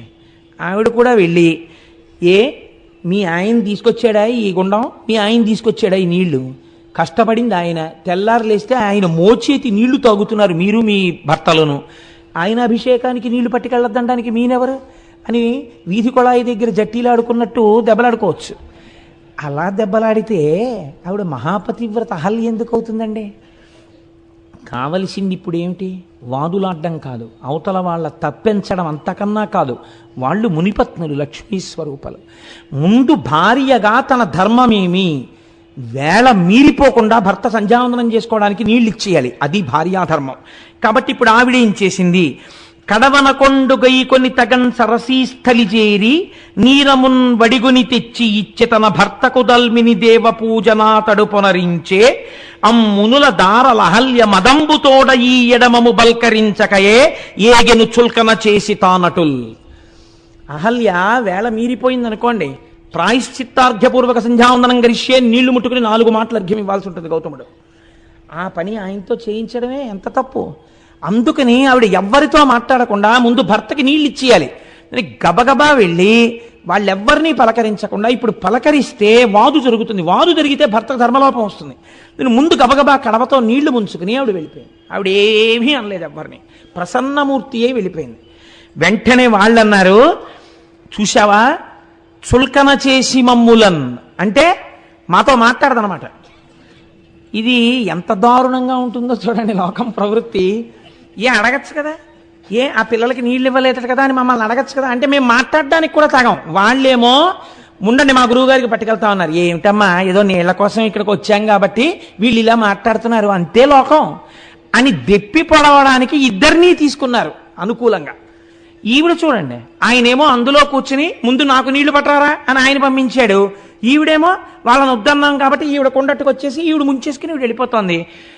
పోనీ కనీసం ఏమ్మా బాగున్నారా, స్నానాలు చేస్తున్నారా నువ్వు పలకరించచ్చు కదా, వీళ్ళని నేను పలకరించేది ఏంటి అని ఈవిడ వెళ్ళిపోయింది. ఇంత చులకనమాట మనం అంటే. ఇప్పుడు ఇందులోంచి ఏం బయలుదేరింది? రాగాలు పెడబొబ్బలు బయలుదేరి. ఎందుకు అంటే వాళ్ళకేం అవమానం జరిగిందండి అక్కడ? ఏమైనా అవమానం చేశారా? అవమానం జరగలేదు, అక్కసు బయలుదేరింది. అవతల ఉన్న వాళ్ళ నడువడిని గౌరవించలేని వాడు ఆయన యొక్క ధార్మిక జీవనాన్ని మెచ్చుకోలేడు. సరికదా, అక్కసు పెంచుకుంటాడు. కారణం ఏమిటి? నీ స్వభావం అటువంటిది, అందులోంచి వస్తోంది ఈ అక్కసు. నీ స్వభావాన్ని దిద్దుకోవాలి.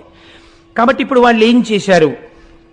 గబగబా వెళ్ళి పోవునుగాక ఈ పొగరు పోడిమియూడగ చెయ్యకుందుమే దేవికి ఇంత ఎల్లిదమే దేబెలమా మగలంత ఇంతతో పో విడువారమే ఎనుచు పోయి స్వభర్తల సన్నిధానమందా విధమెల్ల మార్చి కడు అల్కజి నింపగ చిప్పిరేడ్చుచున్. వాళ్ళందరూ ఏం చేశారంటే ఎంత గొప్ప మాట వేశారో చూడండి ఈ రచన యందు. మా మొగుళ్ళు దేబిరి కొట్టువాళ్ళ అన్నారు వాళ్ళు. అంటే దేబిరి కొట్టువాళ్ళ అంటే వాళ్ళకేమీ లేక ఒకళ్ళు పెడుతుంటే అంగలారుస్తూ తినేవాళ్ళు అనుకుంటున్నారా? ఈ మాట వెళ్ళి మొగుడిని అడిగారు. అంటే వాళ్ళకి నిజంగా వాళ్ళు ఇప్పుడు ఆ స్థితిలోనే ఉన్నారు. కానీ అలా భార్య అడిగేటప్పటికీ కొంచెం కష్టం వచ్చింది. పైగా సామూహిక రోదన కార్యక్రమము అని ఒకటి సిద్ధం చేశారు. అందరూ కలిసి ఏడిచారు. ఏడుస్తూ వెళ్ళి చూడండి మా బతుకు ఎంత చులకనైపోయిందో. మీకు స్నానం ఏమిటి, ముందు దేశికుడికి తీసుకెళ్లాలని చెప్పి బ్రహ్మచారులు వచ్చారు. మేము స్నానం చేస్తుంటే ఓ పక్క నుంచి ఇంకింతకన్నా నగుబాటు ఉంటుందా? పైగా ఇదేమిటయ్యా స్నానం చేస్తున్నాం తర్వాత రండి అంటే మేమేమిటో తప్పు చేసినట్టు అహల్య ఇలా ఇలా ఊపుకుంటూ వచ్చి కొండతో నీళ్ళట్టుకుపోయింది. కనీసం ఏమమ్మా అని కూడా మమ్మల్ని పలకరించలేదు. అంటే మా బతుకింత చులకనైపోయింది. వాళ్ళకి ఎందుకు అనుకుంటున్నారు? దేబిరి మొగుళ్ళు మా మొగుళ్ళని వాళ్ళు అనుకుంటున్నారు. అంటే వీళ్ళకేమైంది? అదేమిటి అనలేదు. ఏడుస్తూ వీళ్ళు ఇలా మాట్లాడేప్పటికీ వీళ్ళకి అలకొచ్చింది. మహాకోపం వచ్చేసి వెంటనే వీళ్ళు గణపతి హోమం మొదలెట్టారు. ఎంత చిత్రమో చూడండి లోకంలో. పోనీ వీళ్ళకైనా బుద్ధి ఉండాలి కదా. చెప్పుడు మాటలు విని వెంటనే ఆ చర్య తీసుకునే వాళ్ళ జీవితాలు ఇలాగే ఉంటాయి. ఎంత మునులైతే ఎవరికి కావాలండి? కాబట్టి వాళ్ళు ఏం చేశారు? అంత మునుల్ గడున్ముదులనగ్రహముంది కడింది నిష్టతో దంతిముఖున్ విధానమున తద్దయు గొల్వ అతండు వచ్చి మీ చింతల తీర్తు అంచితము చెప్పుడనంగా మునుల్ ముదంబుతో అంతము మీరనివ్వనికి బాపుడు గౌతమునన్ననాతడున్. వాళ్ళు దంతి మఖము అనబడేటటువంటి మఖం ఒకటి చేశారు. అంటే విఘ్నేశ్వరుణ్ణి ఉద్దేశించి వీళ్ళు చేసినటువంటి మఖమునకు తృప్తి పొందినటువంటి గణపతి యజ్ఞగుండంలోంచి ఆవిర్భవించారు. దేని కొరకు ఇంత కష్టపడి మీరు నా గురించి ఇంత గొప్ప మఖం చేశారు, నేను మీకు ఏం చేసి పెట్టాలని అడిగారు. ఏమీ లేదు, పొగరెక్కి ఉన్నాడు గౌతముడు. కాబట్టి ఈ ఆశ్రమంలోంచి గౌతముడు బయటికి తరమబడేటట్టుగా నువ్వేదో ఒక పథకం చేసి మమ్మల్ని రక్షించాలి అంటే ఆయన అన్నాడు, విఘ్నేశ్వరుడు మీరు అడగవలసిన మాటే ఇది. తగునే ఆకలి దప్పులన్ మరుగుచున్ దారల్ సుతుల్ శిష్యులన్ మిగులన్ బొక్కుచు ప్రాణభీతనిటకున్ మీరేగదేరన్ దయానుగుడై గౌతముడెల్లవారికి చటన్ బోనంబులర్పించి మీ వగవున్ బాపి అనంగ చేసనిపుడా బ్రాహ్మణ్యునొప్పింతురే. ఒకనాడు మీకు తాగడానికి నీళ్లు లేక, తినడానికి అన్నం లేకపోతే మీ భార్యలతో, మీ బిడ్డలతో, మీ శిష్యులతో ఇక్కడికొస్తే అయ్యో ఇంత కష్టపడుతున్నారా అని వాళ్ళిద్దరూ కలిసి పండించి వండి మీకు వడ్డించి అన్నం పెడుతుంటే, ఆ గుండంలో నీళ్లు ఆయన పేరు మీద తడారకుండా పుడుతుంటే ఆయన్ని ఈ ఆశ్రమం నుంచి తరిమి క్షామంలోకి తోసి మీరు సుఖాలు అనుభవిద్దాం అనుకుంటున్నారా? ఎంత కృతజ్ఞత ఇది! దానికి నా కోసం మఖం చేశారా? నేను అటువంటి పని మీకు చేసి పెట్టాలా? ఎలా అడిగారయ్యా ఇలాంటి కోరిక? ఇలాంటి కోరిక మీరు కోరచ్చా? ఉపకృతి సల్పిన వారలకు అపకృతి చేయంగదలచుటతి ఇండితము అట్లపశయమనక అనర్చిన నృపశువు నశించునెంత నేర్పరియేని. అపకారికి అపకారమే చెయ్యకూడదు, ఉపకారికి అపకారం చేస్తారా? నశించిపోతారా లోకంలో మీరు? మీకు ఎందుకు పుట్టిందిరా ఈ కోరిక? ఇంతమంది కలిసి చేశారే, మీలో ఒక్కడికైనా ఈ ఆలోచన రాలేదా? తప్పు, మనం ఇలా చేయకూడదు, ఇది కృతజ్ఞత అన్న ఆలోచన మీకు రాలేదా? మంచివాడు చెడ్డ మనిషి కాబోవడెప్పుడు చెడుగు మంచి నెంచబోడు. కుక్క గోవు కాదు, గోవు కుక్కయు కాదు, జగమునందు బ్రహ్మశాసనం ఇది అన్నాడు. ఊరే లోకంలో లక్షణం ఏమిటో తెలుసా? మంచివాడు చెడ్డ మనిషి కాబోవడెప్పుడు. మంచివాడు ఎప్పటికీ చెడ్డవాడు కాలేడు. ఎందుకని? అవతలవాడు తనని ఇబ్బంది పెడుతున్నా ఓర్మి వహించి ఉంటాడు తప్ప అవతలవాడిని బాధ పెట్టే పని తాను చెయ్యడు. చెడుగు మంచి నెంచబోడు. చెడ్డవాడున్నాడే వాడు యువతల ఆయన ఎంత మంచివాడైనా ఆయనలో ఒక్క మంచి గుణం చూసి చిచి ఆయన్ని బాధ పెట్టకూడదన్న ఆలోచన అవతలవాడికి రాదు. ఇది స్వభావం రా లోకంలో. చెడువాడి లక్షణం ఇది. అవతలవాడిలో ఎంత మంచి ఉన్నా చూడలేడు. మంచివాడు అవతలవాడు ఎంత చెడ్డవాడైనా వాడు పాడవ్వాలని కోరలేడు. కుక్క గోవు కాదు, గోవు కుక్క కాదు, కుక్క ఆవవలేదు, ఆవు కుక్కవలేదు. ఇంతే లోకంలో బ్రహ్మశాసనం రా ఇది. అంటే ఇంకో మాటలో ఏమన్నాడు? మీరు కుక్కలు, ఆయన గోవు. మీరేం చేయగలరా ఆయన్ని? మీరు ఏం చేసినా ఆయన అభ్యున్నతికే పనికొస్తుంది. సనాతన ధర్మపు నిష్టని ఎలా తీసుకొస్తున్నారో చూడండి. భగవంతుణ్ణి నమ్మినవాడు, ఓర్మితో ప్రవర్తించినవాడు చెడిపోడు. మీకు ఇటువంటి కథలు ధైర్యాన్ని నేర్పుతాయి. ఎవడో ఏదో మీకు ఒక చిన్న అపకారం చేశాడని మీరు అస్తమానం అదే చూసి బెంగ పెట్టుకునేటటువంటి అవసరం ఉండదు.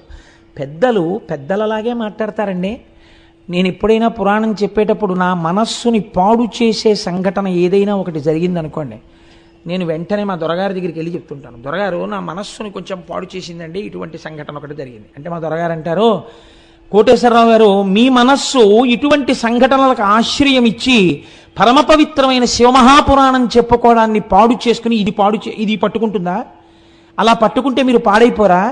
మీరు ఏది పట్టుకున్నారో దాని యందు మనసు పెట్టండి, దీని యందు మనసు విడిచిపెట్టండి, అది మీరు చేయవలసింది అంటుంటారు. ఆనాడు మహానుభావుడు విఘ్నేశ్వరుడు చెప్పిన మాటలు మా దొరగారు చెప్తుంటారు ఒక్కొక్కసారి తెలియకుండానే. చూసారా, పెద్దలు పెద్దలే లోకంలో. కనుక చూడండి, ఈ మాట చెప్పి కుక్క గోవు కాదు, గోవు కుక్కయు కాదు, జగమునందు బ్రహ్మశాసనం ఇది. ఇది బ్రహ్మశాసనం రా. కుక్క ఆవదు, ఆవు కుక్కవదు అంటారు. అంటే వాళ్ళన్నారు, నీ దగ్గర నీతులు వినడానికి మేము ఈ మఖం చేయలేదు, నువ్వు మాకు ఏమైనా ప్రవచనం చేస్తావని మేము నిన్ను తెచ్చుకోలేదు.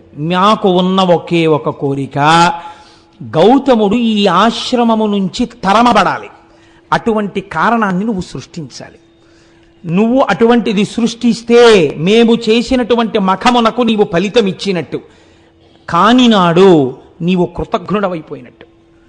అంటే ఆయన అన్నాడు, మీరు చేసిన మఖమునకు నేను ప్రీతి చెందాను, నేను తప్పకుండా మీ కోరిక తీరుస్తాను. కానీ ఇప్పుడే చెప్తున్నాను, చేసిన కృతజ్ఞపు పని వలన మీరు పాడైపోతారు.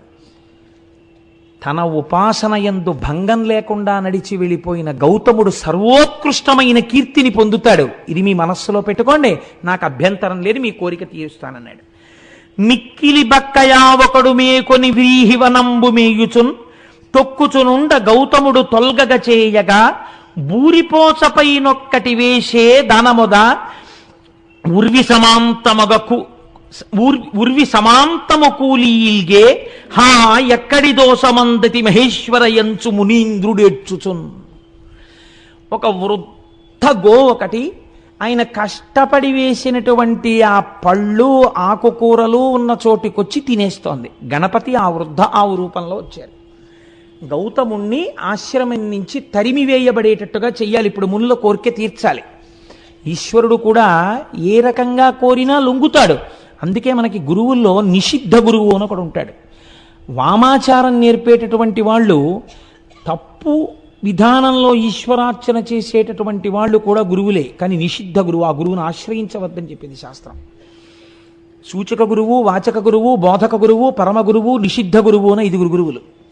కాబట్టి ఇప్పుడు చూడండి, ఇప్పుడు ఈ బక్కావు మేస్తుంటే ఆవుని గట్టిగా కర్రతో కొట్టినా చేత్తో కొట్టినా గోమోదక దోషం వస్తుందని మహానుభావుడు ఆయన ఏం చేశాడంటే, గౌతముడు అయ్యో ఆవు కదా ఇదని ఒక ఎండిపోయినటువంటి సన్నటి గడ్డిపరక తీసి ఆవు మీద ఇలా పడేసి హా అన్నాడు.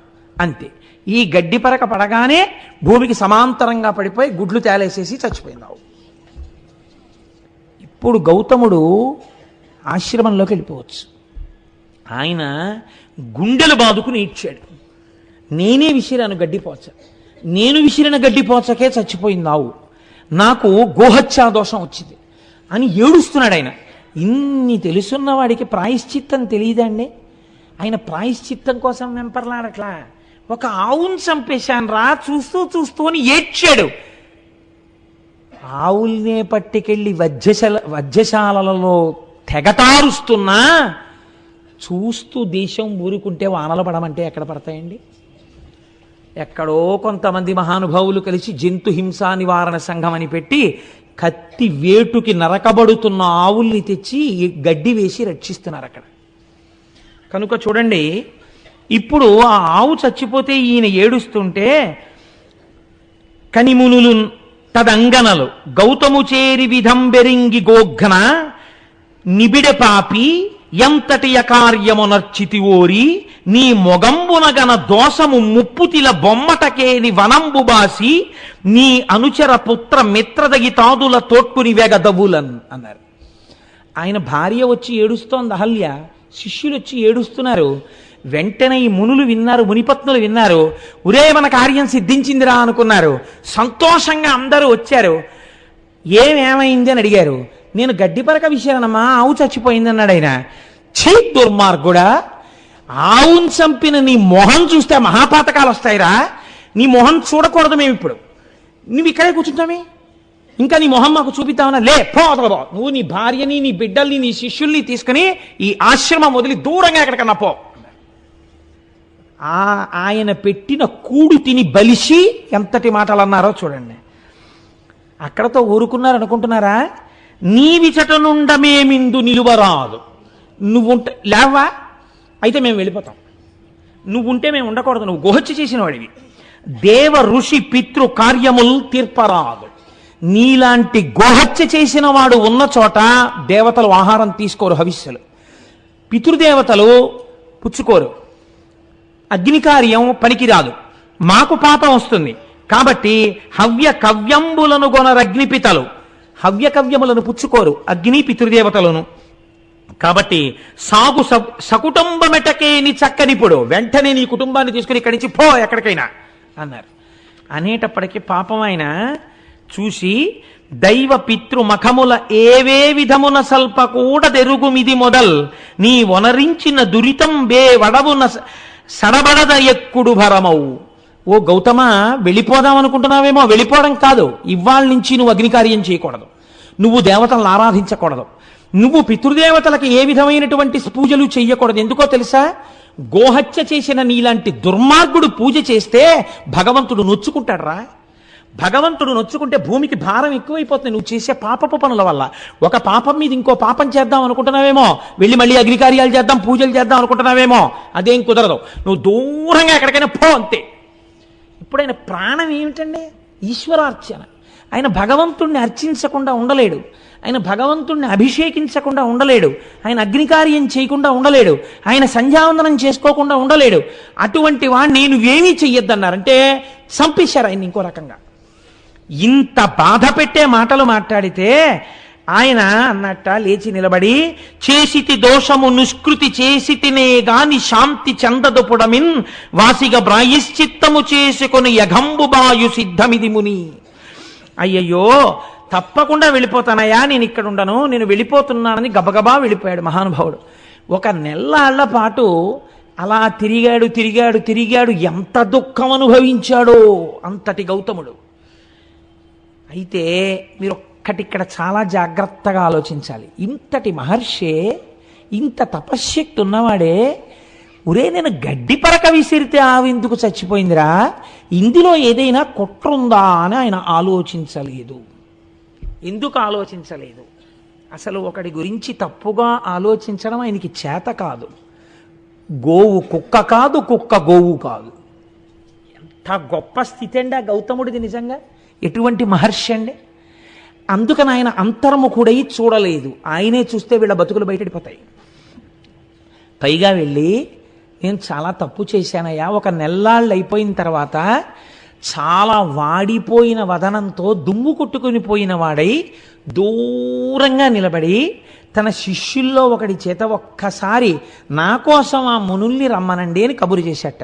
వీళ్ళు చక్కగా ఈ నీళ్లు తాగుతూ పువ్వులు పెట్టుకుంటూ చక్కగా ఈ కాయలు పళ్ళు తినేస్తూ ముప్పొద్దుల నా కోపంలో అయితే తెగ తిని కూర్చునున్నారు. అంతకన్నా నేను ఇంకా వాడలేదు, నాకు అంత అక్కసుగా ఉంది. కాబట్టి ఆయన వచ్చి పిలిస్తే ఈ మునులు బయటికి వెళ్ళారు.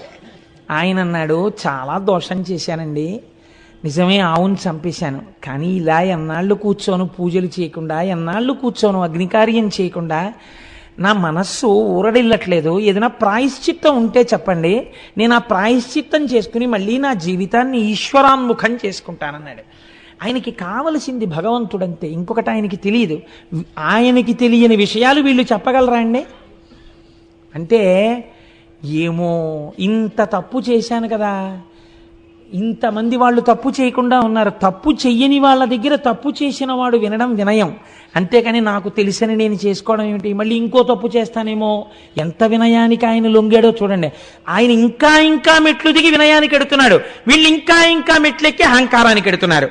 వీళ్ళన్నారు, అయితే చెప్తాం విను, ఇమ్మహి గోహత్యా పాపమ్మును బొనరించినట్టి వాడను నేనంచు మేదిన్ అంతయును ముమ్మారు ప్రదక్షిణంబులనరింపు మొదల్. ఈ భూమండలాన్నంతటినీ 3 మార్లు ప్రదక్షిణం చెయ్యి. చేసేటప్పుడు ఏం చేస్తావో తెలుసా? అడుగు తీసి అడుగేసినప్పుడల్లా ఒక గోవుని చంపినటువంటి మహాపాతకుణ్ణి నేనే అని చెప్తూ 3 మార్లు ప్రదక్షిణం చెయ్యి భూమికి. అప్పుడు ఆ ఆవుని చంపిన పాపం పోతుందంటే ఎంత కక్షో చూడండి వాళ్ళకి అని చెప్పారు. అటు మీద 1 మాసము చాంద్రాయణ వ్రతం వనరింపుము. 3 మాటలు ఇలా ప్రదక్షిణం చేసి వచ్చాక ఏం చేస్తావో తెలుసా? చాంద్రాయణ వ్రతం చెయ్యి. చాంద్రాయణ వ్రతం అంటే ఏంటో తెలుసా అండి? ఇంకొక రకంగా చెప్పాలంటే నీకు ఒళ్ళు బలిసి ఆవును చంపావని చెప్పడం.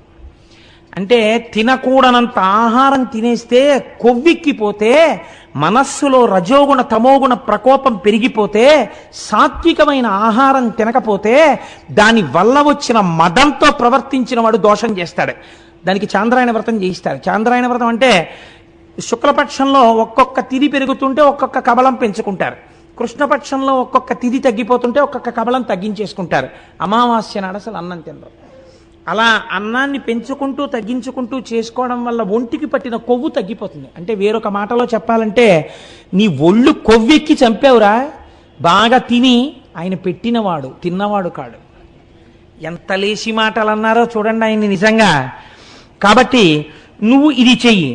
అటు మీద 1 మాసంబు చాంద్రాయణ వ్రతం వనరింపుము తదనంతరంబున. పోను అక్కడతో అయిపోయిందా? అప్పుడు ఏం చేస్తావో తెలుసా? 101 మారు పాటిగా బ్రహ్మగిరికి ప్రదక్షిణంబు అనరింపుము. 101 మార్లు ఈ బ్రహ్మగిరి చుట్టూ ప్రదక్షిణం చేయి. ప్రదక్షిణం చేసిన తర్వాత అంత మీద మృన్మయములైన లింగంబులర్ధిగూర్చి చేయు అర్చనంబు. 1,000,000 మృన్మయ లింగాలు తెచ్చిపెట్టు. నువ్వే చేసుకో, లింగాలన్నీ చేసుకుని 1,000,000 లింగాలు పెట్టు. పెట్టి ఈ కోటి లింగాలకి అర్చన చెయ్యి, చూడ్డానికి వస్తారు. ఏమిటి మహానుభావ ఈ క్రతువు అంటారు. మహానుభావుణ్ణి కాదు, ఆవును చంపానని చెప్తుండు, చెప్పి చెయ్యి అన్నారు. ఆయన తెల్లబోయాడు విని. ఇంత దారుణమైన శిక్ష, అయ్య బాబోయ్ అంటే అయితే అది కూడా చేయమన్నమాట అని ఇంకోటి ఏమంటారు. అడిగినందుకు చూడండి ఎంత స్థితికి వెళ్ళారో వాళ్ళు. మొగుణ్ణి కొట్టి మొగసాలకు వెళ్ళడం అంటే ఇలాగే ఉంటుంది. కాబట్టి ఇట్లు చేసినచో అఘంబువాయు. ఇక మరి ఒక పద్ధతి వినుము. ఒకవేళ చేయలేవా మొహం అలా పెట్టమే, ఇంకో పద్ధతి చెప్తాం, మీరు పునజ్జి అంటే అంతటి మహర్షిని పట్టుకుని ఇవాళ వాళ్ళు ప్రబోధం చేసేస్తున్నారు. ఎంత గొప్పగా మాట్లాడుతున్నారో చూడండి.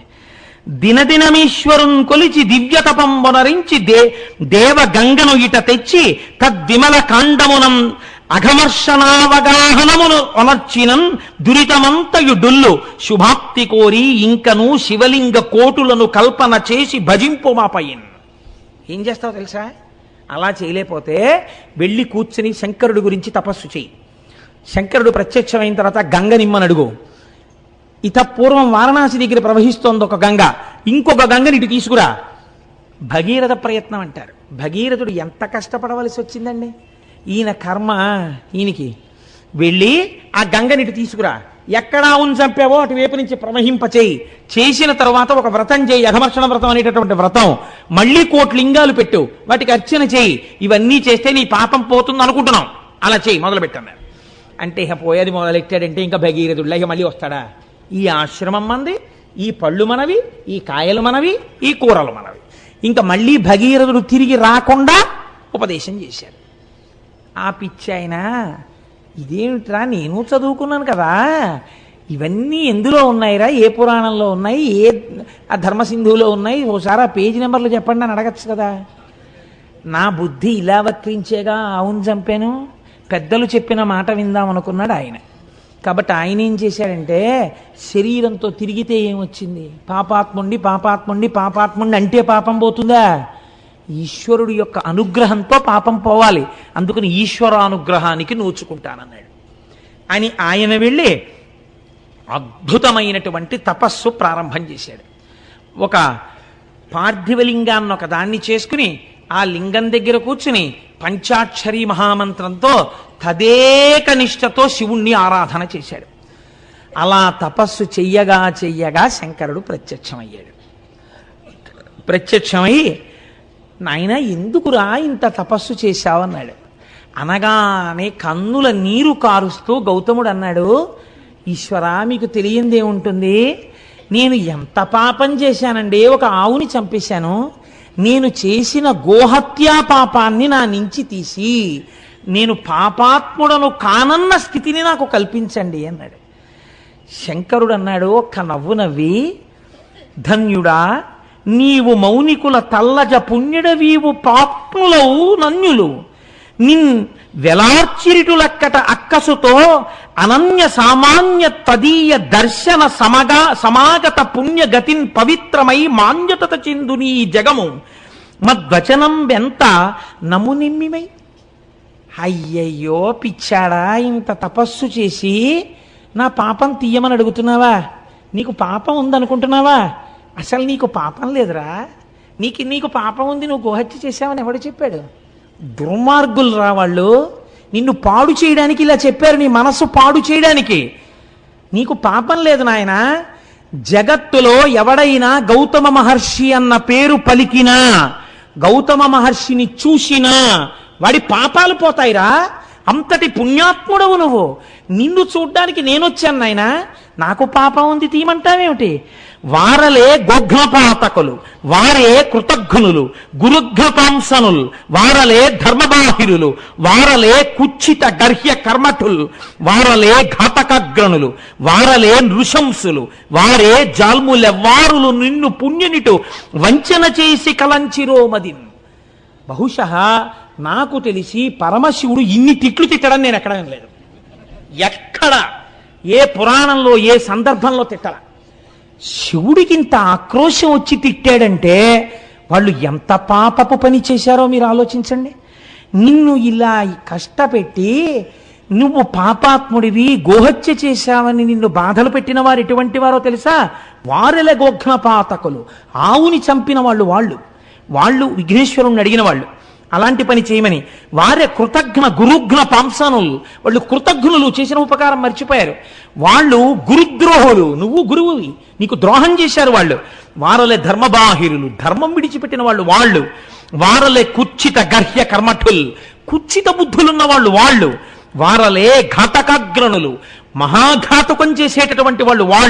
వారి నృశంసులు, అసలు తలుచుకోకూడనటువంటి వాళ్ళు, మనసులో స్థానమీయకూడని వాళ్ళు.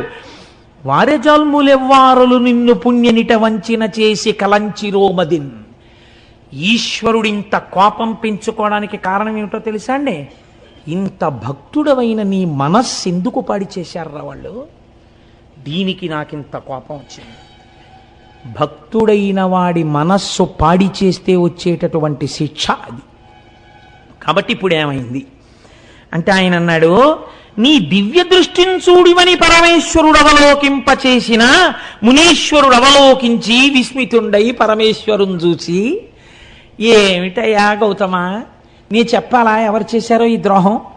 నువ్వు ఇంత తపోశక్తి దురంధరుడవే, నడిచి వెడుతున్న అగ్నిహోత్రానివే, నువ్వు ఒక్కసారి అంతర్ముఖుడవైతే సమస్తం తెలుస్తుందే, ఇంత పిచ్చివాడివి ఏమిటిరా నాయన? కనీసం అనుమానపడలేదేమిరా? ఒక్కసారి అంతర్ముఖుడవు. నేను చెప్తున్నాను, మీరు చరిత్రలో ఎక్కడైనా వరమివ్వడం చూశారు, కానీ ఇంత బెంగ పెట్టుకుపోయి, ఇంత బాధపడిపోయి, ఇంత పిచ్చాడివేంట్రా నాన్న, నా మాట నమ్మరా, ఒకసారి అంతర్ముఖుడు వై చూడు అని శంకరుడు నచ్చ చెప్పి చూడమన్న సందర్భం ఒక్కటి నాకు చూపించండి సమస్త వాంగ్మయంలో. లేదు, అది గౌతముడికే చెల్లింది. ఎంతటి ఉదయుడో మహానుభావుడు, ఎంతటి మహానుభావుడో! ఆయన తెచ్చిన గంగ చేత పోషింపబడిన శరీరాలు ఈ శరీరాలు. ఆయన గురించి చెప్పుకుని విని ధన్యులం కాకపోతే మనం కృతజ్ఞులం అవుతాం. ఈశ్వరుడి నాళ్ళకి మనకు అవకాశం ఇచ్చి త్రయంబకేశ్వర లింగం గురించి చెప్పుకునే అదృష్టాన్ని మనకిచ్చాడు. కాబట్టి ఒక్కసారి అంతర్ముఖుడై చూశాట గౌతముడు. సత్యం తెలిసిపోయింది, ఎవరు చేశారో ఈ పని అర్థమైపోయింది. వెంటనే ఆయన కళ్ళు తెరిచి శంకరుణ్ణి చూసన్నాడు, ఉపకారమయనురించిరి కృపానిధి నిజంబు వారు కించుకలైనని నీ కృపకున్ పాత్రమనైతిని నిపుణనై వడసి కొంటి నీ దర్శనమున్. ఆహాహాహా, నాకెంత ఉపకారం చేశారయ్యా వాళ్ళు పరమేశ్వర. వాళ్ళు నన్ను ఇలా తిట్టకపోతే, వాళ్ళు నన్ను ఇలా తోసేయకపోతే, నేను ఇలా తపస్సు చేసి నిన్ను ప్రత్యక్షం చేసుకుంటానా? నిన్ను చూడాలి, నా పాపం పోవాలని ఎంత కఠోరంగా తపస్సు చేశాను, ఎంత మనస్సు పెట్టి తపస్సు చేశాను. అవతల వాడిలో చెడు చూడడం మంచివాడికి చేత కాదురా. కుక్క ఆవు కాదు, ఆవు కుక్క కాదు చెప్పాడు కదా విఘ్నేశ్వరుడు. కాబట్టి మహానుభావులు నాకు ఎంత ఉపకారం చేశారండి, వాళ్ళ వల్ల కదా మీ దర్శనమైంది. వాళ్ళంతా ఉపకారం చేస్తే వాళ్ళని నేను ఏమని నిందించను, నేను వాళ్ళకి రుణపడిపోయాను పరమేశ్వర అన్నాడు. లోకమునందు లోకేశ్వరుణ్ణి చూడడం తప్ప అవతల వాడిని తప్పు పట్టడం చేత కాని గౌతముడు తెచ్చిన గంగ తాగి బతికిన జీవితాలు బురద జల్లుకునే స్థాయిలో తెల్లవారులేస్తే పేపర్ల నిండావే. ఎంత కృతజ్ఞపు కుచ్చిత కుళ్ళు బతుకులై కూర్చున్నాయండి మనవి. ఎంత సిగ్గుపడాలి నిజంగా మనం. గౌతముడు ఎంత పరివేదన చెందుతాడు. ఒక్క చోట గౌతమ మునికి విగ్రహం లేదా? ఒక్క చోట గౌతముడి గురించి చెప్పేవాడు లేడా? ఒక్క చోట గౌతముడికి ఆరాధన లేదా? ఇంతటి మహానుభావుడని చెప్పి ఆయన పేరు మీద ఉత్సవం లేదా? పనికి మాలిన వాళ్ళందరికీ ఉత్సవాలా?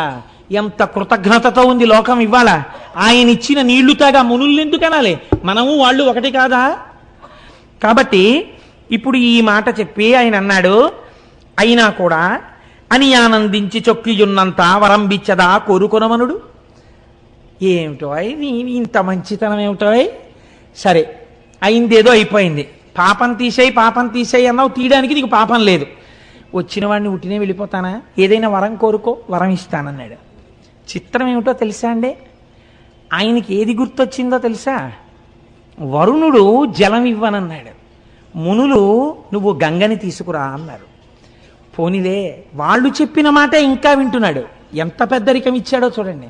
ఇప్పుడు వాళ్ళు చెప్పిన మాట మనం అడిగితే శివుడు కోపడతాడేమో, ఇంకా నీకేం బుర్రలేదా, వాళ్ళు చెప్పిన మాటలే అడుగుతున్నావు, సర్వజ్ఞుడు కదా అని అనుకోలేదు. మహానుభావం. నిజమైన కృతజ్ఞత అంటే ఇది. నన్ను వాళ్ళు పంపించబట్టి మీ దర్శనమైందండి లొల్లి మాట్లాడటం లేదు. నిజంగా వాళ్ళు ఎంత పుణ్యాత్ములో ఎంత ఉపకారం చేశారో నేను వాళ్ళ చెప్పిన మాటలే గట్టిగా పట్టుకోవాలనుకుంటున్నాడు. అంటే పైకి ఒక మాట లోపల ఒక భావన కాదు, నిజంగా లోకంలో అవతలవాడి యందు దుష్టత్వం చూడడం చేత కానివాడు. కాబట్టి ఇప్పుడు ఆయన ఏమడిగాడో తెలుసా అండి ఆయన్ని, అయ్యా మీరు నిజంగా నన్ను కానీ అనుగ్రహించాలనుకుంటే ఒక్కసారి మీ జటాజూటంలో ఉన్న గంగని విడిచిపెట్టండి, నేను ఆంధ్రదేశానికి తీసుకెడతానన్నాడు. అనగానేట గభాలన గంగ పైనుంచి కిందకి దూకిందిట స్త్రీ రూపంలో. తల్లి తెల్లటి వస్త్రాలతో నిలబడేటప్పటికీ ఇవన్నీ గౌతముడు కోరుకున్నవి కావు. గంగా దర్శనం అయింది ఆయనకి. వెంటనే 2 చేతులు ముకిలించన్నట్ట, తల్లిరో ధన్యపు పుణ్యపు ముల్లోకములకు శుద్ధి ఒనరించదవు ఉత్పుల్లాబ్జలోచన, నన్ను చల్లగా నిర్మలుని చేయు శంకరు రాణి, ఓ శంకరుడి రాణి, అమ్మా పుల్లాబ్జలోచన తామరపూల వంటి కనులున్నదానా, తల్లి లోకాలన్నింటినీ రక్షించేదానా, పాపాలు కడిగేదానా, నన్ను నిర్మలుణ్ణి చెయ్యమ్మా అన్నాడు ఆయన. ఇంకా గంగలో స్నానం చేసి తను నిర్మలత్వం పొందాలని. అంటే ఆ తల్లి అంది, తప్పకుండానయ్యా నీకు అభిషేకము గూరిచి వీక చనెద శివుని తలకు వేగ ననగబల్ వ్యాకులితుడంగగు మునినవలోకించి శివుండనియే నిలువుమని గంగన్. ఆవిడంది, నువ్వు కోరుకున్నట్లుగా ఇక్కడొక్కసారి నేను ఆగుతాను, నీటి రూపంలో నీ తల మీద పడతాను. అంటే నీకు గంగా స్నానం అయిపోయింది కదా, నువ్వు నిర్మలుడు అయిపోయినట్టే కదా, ఇంకేం కావాలి, నువ్వేమడిగావు, నన్ను నిర్మలుణ్ణి చేయమన్నావు, నేను ఒక్కసారి నీ తల మీద పడతాను, అభిషేకం అయిపోతుంది. కాబట్టి గంగా స్నానం అయిపోయింది. నీకు స్నానం అవుతుందని లేదా ఆవిడ, నీకు అభిషేకం అవుతుందండి, అయిపోతుంది. కాబట్టి నీవు కోరుకున్నట్టు పోని గంగా స్నానం అయిపోయింది కదా, నేను వెంటనే మళ్ళీ శివుడి తల మీదకి ఎక్కేస్తాను, ఇంకొక మారు భూమి మీద ప్రవహించాను. ఒక్కసారి ప్రవహించినందుకు ఎంతమంది వచ్చి స్నానాలు చేసి పాపాలు వదులుతున్నారో చూస్తున్నాను, మళ్ళీ ఇంకో పాయా వద్దు బాబోయ్, మళ్ళీ తల మీదకి వెళ్ళిపోతానండి. అంటే ఆయన అన్నాడు, అమ్మా నేను అది కాదు కదమ్మా అడిగింది, లోకానికి అంతటికీ సుభిక్షం కావాలమ్మా, నువ్వు ప్రవహించాలని కదా తల్లి నేను కోరింది అన్నాడు. అంటే ఆవిడంది అటు ఇటు చూసి, ఈ మాట వినేటట్టు లేడు, ఈయనకి వరం ఇచ్చినవాడు మా శంకరుడేమో భోళాశంకరుడు, ఈయనేమో కుదరదంటాడు ఎలాగోనని, ఈయన కుదరదు గంగా నువ్వు ప్రవహించనే లోపల మనమేమో నియమం పెట్టేస్తే గొడవ వదిలిపోతుందని శంకరుడి వంక చూసింది. ఏమండి ఆయన తప్పకుండా ప్రవహించమంటున్నాడు, నేను ప్రవహిస్తాను, మీరు లింగ రూపంలో ఇక్కడ వెలియండి అండి, మీరు ఇక్కడ లింగ రూపంలో ఉండండి, నేను ఇక్కడి నుంచి ప్రవహిస్తాను, ప్రవహించి వెడతాను, 33 కోట్ల మంది దేవతలు కూడా నా ప్రవాహం ఎటు వెడుతుందో అటు ఉండాలి. అంటే ఆయన అన్నాడు, తప్పకుండా అలాగే ఉంటాను గంగా అన్నాడు. ఆయన ఎంత భక్తవశంకరుడో ఆయన చూడండి, తప్పకుండా ఉంటాను లింగ రూపంలో ఉన్నాడు. దేవతలందరూ పరుగు పరుగును వచ్చి మన్ని కూడా ఉండమంటాడో ఏమిటో, భీమహా నిన్ననే కదా విన్నాం, ఆయన శాసనం కాదనకూడదు. వాళ్ళు వచ్చి అన్నారు, అమ్మ అమ్మ అమ్మ అమ్మ మాకు మాత్రం ఒక ఎగ్జామ్షన్ ఇయ్యమ్మా, ఏడాదికి 1 రోజు వచ్చి ఇక్కడ కూర్చుంటాం, 2 పుష్కరాలు వచ్చినప్పుడు ఏడాది అంతా ఉంటాం, 365 రోజులు ఇక్కడే కూర్చుని ఉండమని మాత్రం నియమం పెట్టకమ్మా, మమ్మల్ని వదిలే, అందరి బదులు మహానుభావుడు పరబ్రహ్మం పరమశివుడు ఉంటున్నాడు కదా తల్లి లింగ రూపంలో, మమ్మల్ని వదిలేయమ్మా అన్నాడు. సరే పుష్కరాల్లో వచ్చి ఏడాది ఉండండి, సంవత్సరానికి 1 రోజు వచ్చి ఈ తటంలో కూర్చోండి, అలాగే కూర్చుంటా ఉన్నారు. అన్న తర్వాత ఇప్పుడు ఆ గౌతముని పేరు మీద వెడుతున్నటువంటి గంగ పాయ కనుక దీనిని గౌతమి అని పిలుస్తారయా, ఇదిగో ఈ గౌతమి ప్రవహిస్తుంది అన్నారు. ఇప్పుడు స్వామి త్రయంబకుడన్న పేరుతో అక్కడ వెలిశాడు. మిగిలినటువంటి లింగాలకు ఒక్కొక్క దానికి ఒక్కొక్క పేరుంది, ఇక్కడ వెలిసినటువంటి శివలింగానికి త్రయంబక లింగము అని పేరు. అలా ఎందుకంటారో తెలుసా అండి, ఇది పరమశివుని యొక్క అపారమైన కారుణ్యాన్ని, ఆయన సౌలభ్యాన్ని తెలియచేస్తుంది. అప్పై దీక్షితుడు గారని మనకి ఒక మహాపండితుడు ఒక ఆయన ఉన్నారు, వారు ఎంతగా శివోపాసన చేశారో అటువంటి వారికి ఒకానొకప్పుడు ఒక ఆలోచన వచ్చింది, అసలు నిజంగా నా మనస్సు శివుణ్ణి పట్టుకున్నది నిజమైతే ఎలా తెలియాలి, నిద్రపోతున్నప్పుడు కూడా శివుణ్ణే తలుచుకుంటూ ఉండాలి, కానీ నిద్రపోతున్నప్పుడు నేను అలా తలుచుకున్నానో లేదో నాకు తెలియదే. రెండోది ఏమిటి, నాకు పిచ్చెక్కితే నేను శివుడి గురించే మాట్లాడుతూ ఉండాలి పిచ్చిలో, అప్పుడు మిగిలిన వాళ్ళు వింటారు నాకు పిచ్చెక్కిన, విని నేను పిచ్చెక్కినప్పుడు ఏం మాట్లాడుతున్నానో వాళ్ళు చెప్తే నేను శివుడి గురించే మాట్లాడితే నేను శివభక్తుడిని అయినట్టు అని శిష్యుల్ని పిలిచి అన్నారు, ఒరే ఆ గూట్లో పిచ్చెక్కే మందుంది, అది పట్టుకురండి, నేను తాగేస్తాను. నాకు ఒక 2 గంటల పాటు ఆ పిచ్చిలో నన్ను ఉండనివ్వండి. నేను ఈ పిచ్చిలో ఉన్నప్పుడు ఏం మాట్లాడుతుంటానో మీరు రాయండి జాగ్రత్తగా కిటికీ దగ్గర కూర్చుని. ఓ 2 గంటలు అయిపోయిన తర్వాత లోపలికి రండి, ఇదిగో అటువైపు కిటికీలో ఇంకో మందు ఉంది, అది పోసేయండి నా నోట్లో, నా పిచ్చి తగ్గిపోతుంది. తగ్గిపోయిన తర్వాత నేను పిచ్చిలో ఏం మాట్లాడానో నాకు చూపించండి రా అన్నారు. దీన్నే పిచ్చెక్కినప్పుడు అప్పయ్య దీక్షితుల వారు చేసినటువంటి స్తోత్రాల్ని ఉన్మత్త పంచశతి అని పిలుస్తారు. ఆయన పిచ్చిలో మాట్లాడారు. ఆయన పిచ్చిలో పరమశివుడి గురించి ఏమని మాట్లాడారో తెలుసా అండి? ఒక శ్లోకం ఉన్మత్త పంచశతిలో, అర్కద్రోణ ప్రభృతి కుసుమైరర్చనం తే విధేయం ప్రాప్యంతే నస్మరహర ఫలం మోక్ష సామ్రాజ్యలక్ష్మీ ఏతజ్జానన్నపి శివ శివ వ్యర్థయన్ కాలమాత్మన్ ఆత్మద్రోహీకరణ వివశో భూయ సాధపతాని. ఆ ఉన్మత్త పంచశతిలోంచి ఒక శ్లోకం ఇది. ఆయన అన్నారు, ఈశ్వర, ప్రపంచంలో ఎవడైనా చాలా గొప్ప కోరిక తీర్చాలి అని అనుకుంటే దానికి తగిన పూజ అడుగుతాడు. నువ్వేమడిగావు? జిల్లేడు పువ్వులతో పూజ అడిగావు. ఎవరైనా జిల్లేడు పూలు కోసుకుంటుంటే మీరు ఎందుకండి జిల్లేడు పూలు కోసేస్తున్నారని ఎవరు అడగరు. ఆ పనికి మాలిన అన్ని ప్రదేశాల్లోనూ జిల్లేడు ఉంటుంది కాబట్టి లోకమంతా విడిచిపెట్టేసినటువంటి చెట్టు యొక్క పూలు నీకు కావాలి. రెండోది ద్రోణి, అర్క, ద్రోణ పుష్పం అంటే తుమ్మి పువ్వు. రెండోది నీకు తుమ్మి పువ్వు కావాలి. ఈ 2 ఎవ్వరూ అడగరు, ఎవ్వరూ కొయ్యరు, ఎవరూ దండలు కట్టరు, ఎవరూ సిగలో పెట్టుకోరు. అది ఇంతంత బంతుల్లో ఉంటుంది. ఆ బంతుల్లోంచి ఇంతంత పువ్వు బయటికి వస్తుంది, ఇంతే ఉంటుంది. శ్రీకాళహస్తిలో బయట అమ్ముతుంటారు ఈ తుమ్మి పూలు. కాబట్టి నీకు ఈ తుమ్మి పూలు వేస్తే చాలు, ఈ జిల్లేడు పూలు వేస్తే చాలు.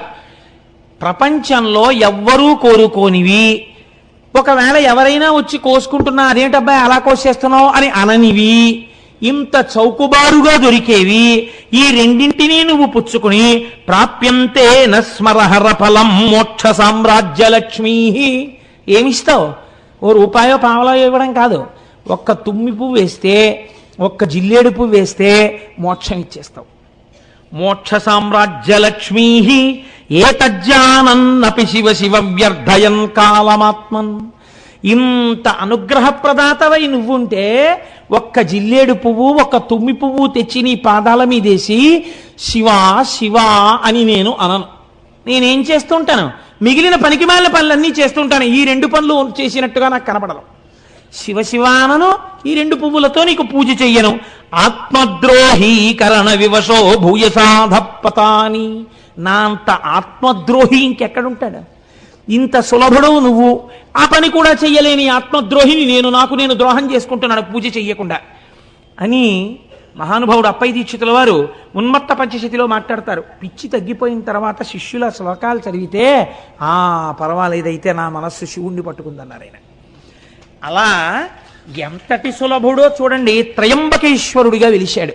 త్రయంబకుడు వెలిసిన తర్వాత గౌతమి అన్న పేరుతో గౌతమ మహర్షి పేరు మీద గంగ వెళ్ళిపోతోంది. వెళ్ళిపోతుంటే అక్కడ ఉన్నటువంటి మునులు, ఇప్పటి వరకు ఏ మునులైతే గౌతమ మహర్షిని పో అని తరిమేశారో వీళ్ళందరూ ఒరే శివుడి జటాజూటంలోంచి గంగ కింద పడిందిట మళ్ళీని, కాబట్టి గబగబా వెళ్ళి మనందరం స్నానం చేద్దాం రండని మళ్ళీ గబగబా వచ్చేసారు. ఉత్తరీయాలు కట్టేసుకున్నారు, మళ్ళీ గబగబా మంత్రాలు చెప్పేసుకుంటున్నారు, స్నాన మంత్రాలు. అందులో మునిగేద్దామని భార్యలతోటి శిష్యులతోటి దిగుతున్నారు. చూసిందిట గంగా నది. ఆయన పేరు మీద పుట్టితే మళ్ళీ ఇందులో కూడా స్నానం చేసి పాపాలు పోగొట్టేసుకుందాం అనుకుంటున్నారా? ధూర్తులారా అని కని ధుని ఘోరపాతకులు కష్మలెందు కృతఘ్నమూర్తులీమునుల అపఘ్నమేవమిక ముట్టగ వచ్చిరి వీరు తాకునోర్వను కనరాకపోదునని వైళమలంగి అదృశ్యమయ్యే అంతనెకని గౌతముండకట తల్లిరో పోయిత పాసి నీసుతున్. ఆవిడ వెంటనే మునులు స్నానానికి దిగుతుంటే అంతర్ధానం అయిపోయింది. అక్కడ ఉన్న నదీ ప్రవాహం హఠాత్తుగా మాయమైపోయింది, అంతే మట్టి అయిపోయింది. తడి కూడా లేదు, అది విచిత్రం. మళ్ళీ ఎండిపోయిన భూమి అయిపోయింది. ఎందుకని? ఈ గౌతముణ్ణి ఇంత ఏడిపించిన దుర్మార్గులు మీరు స్నానం చేయడానికి నా నీళ్లు కావాల్సి వచ్చాయా? మళ్ళీ మీ పాపాలు వదిలేద్దాం అనుకుంటున్నారా? మీకు దక్కనివ్వను రా అని వెళ్ళిపోయింది. ఇంకింతకన్నా అవమానం ఏముంటుందండి ప్రపంచంలో? అసలు పేపర్లలో ఫోటోలు వేసేసి టీవీల్లో ఎప్పుడు చూపిస్తారో, ఎవడో గంగా స్నానానికి వెళ్ళగానే గంగా దృశ్యం అయిపోయింది అనుకోండి, వాడి గురించి ఎంత ప్రచారం అయిపోతుంది లోకంలో. అయ్యి బాబోయ్, ఇంతటి పాపాత్ముడు ఎక్కడా ఉండనమాటని అలా ఈ మునుల్ని చూసి గంగ అంతర్ధానం అయిపోయింది. అక్కడ ఇంకా జహ్నువు తాగాడు. ఇక్కడ జహ్నువు తాగడం కాదు, గంగావతరణంలో అయితే జహ్నువు తాగారు, ఇక్కడ అది కాదు.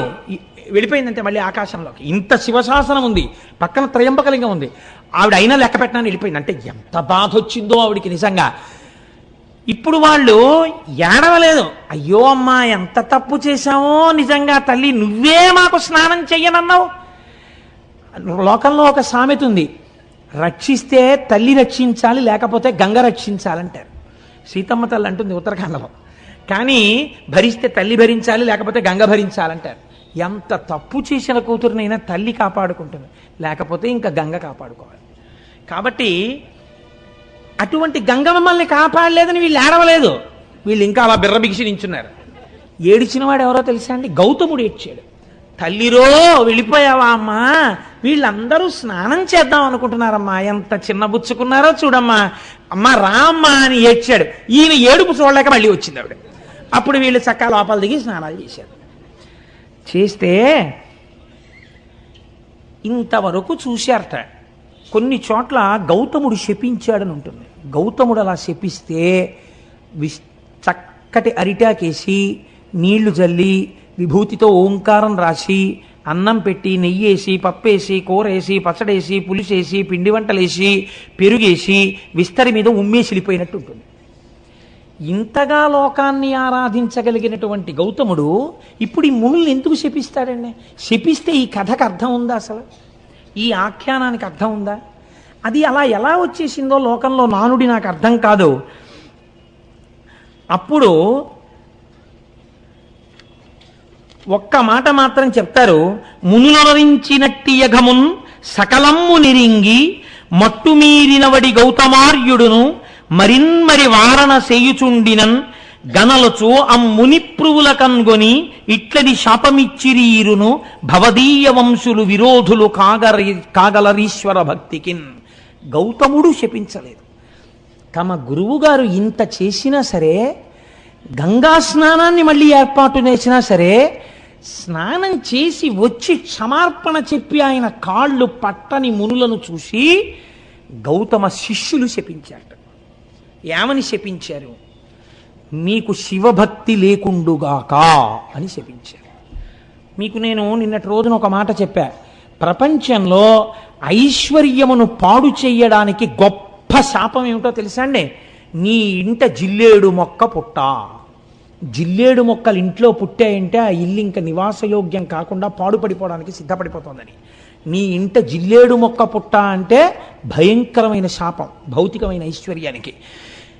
నీకు శివభక్తి లేకుండుగాక అంటే అంతటి దయాళువైనటువంటి శివుడి మీద భక్తి లేనటువంటి స్థితి ఏర్పడడం అంటే ఇంకా అది మనుష్య జన్మ ఎత్తి కూడా ఉద్ధరణ వేపికి అడుగులు వేయలేనటువంటి వైక్లభ్యానికి గురైపోవడం.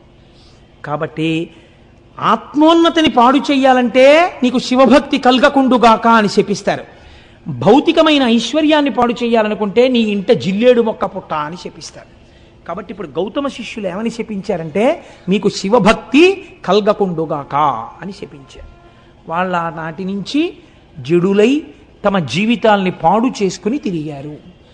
ఆనాడు వెలిసినటువంటి త్రయంబకలింగమే మనం ఈనాడు వెడితే మహారాష్ట్రలో త్రయంబకేశ్వరుడు అని త్రయంబకం గౌతమీ తటే అని ఆ గౌతమీ తటి ఒడ్డునే మనం చూస్తున్నాం. కానీ మీరు ఒక్కటి ఆలోచించండి, నేను మిమ్మల్ని ఒక యథార్థమైన ప్రశ్న వేస్తాను.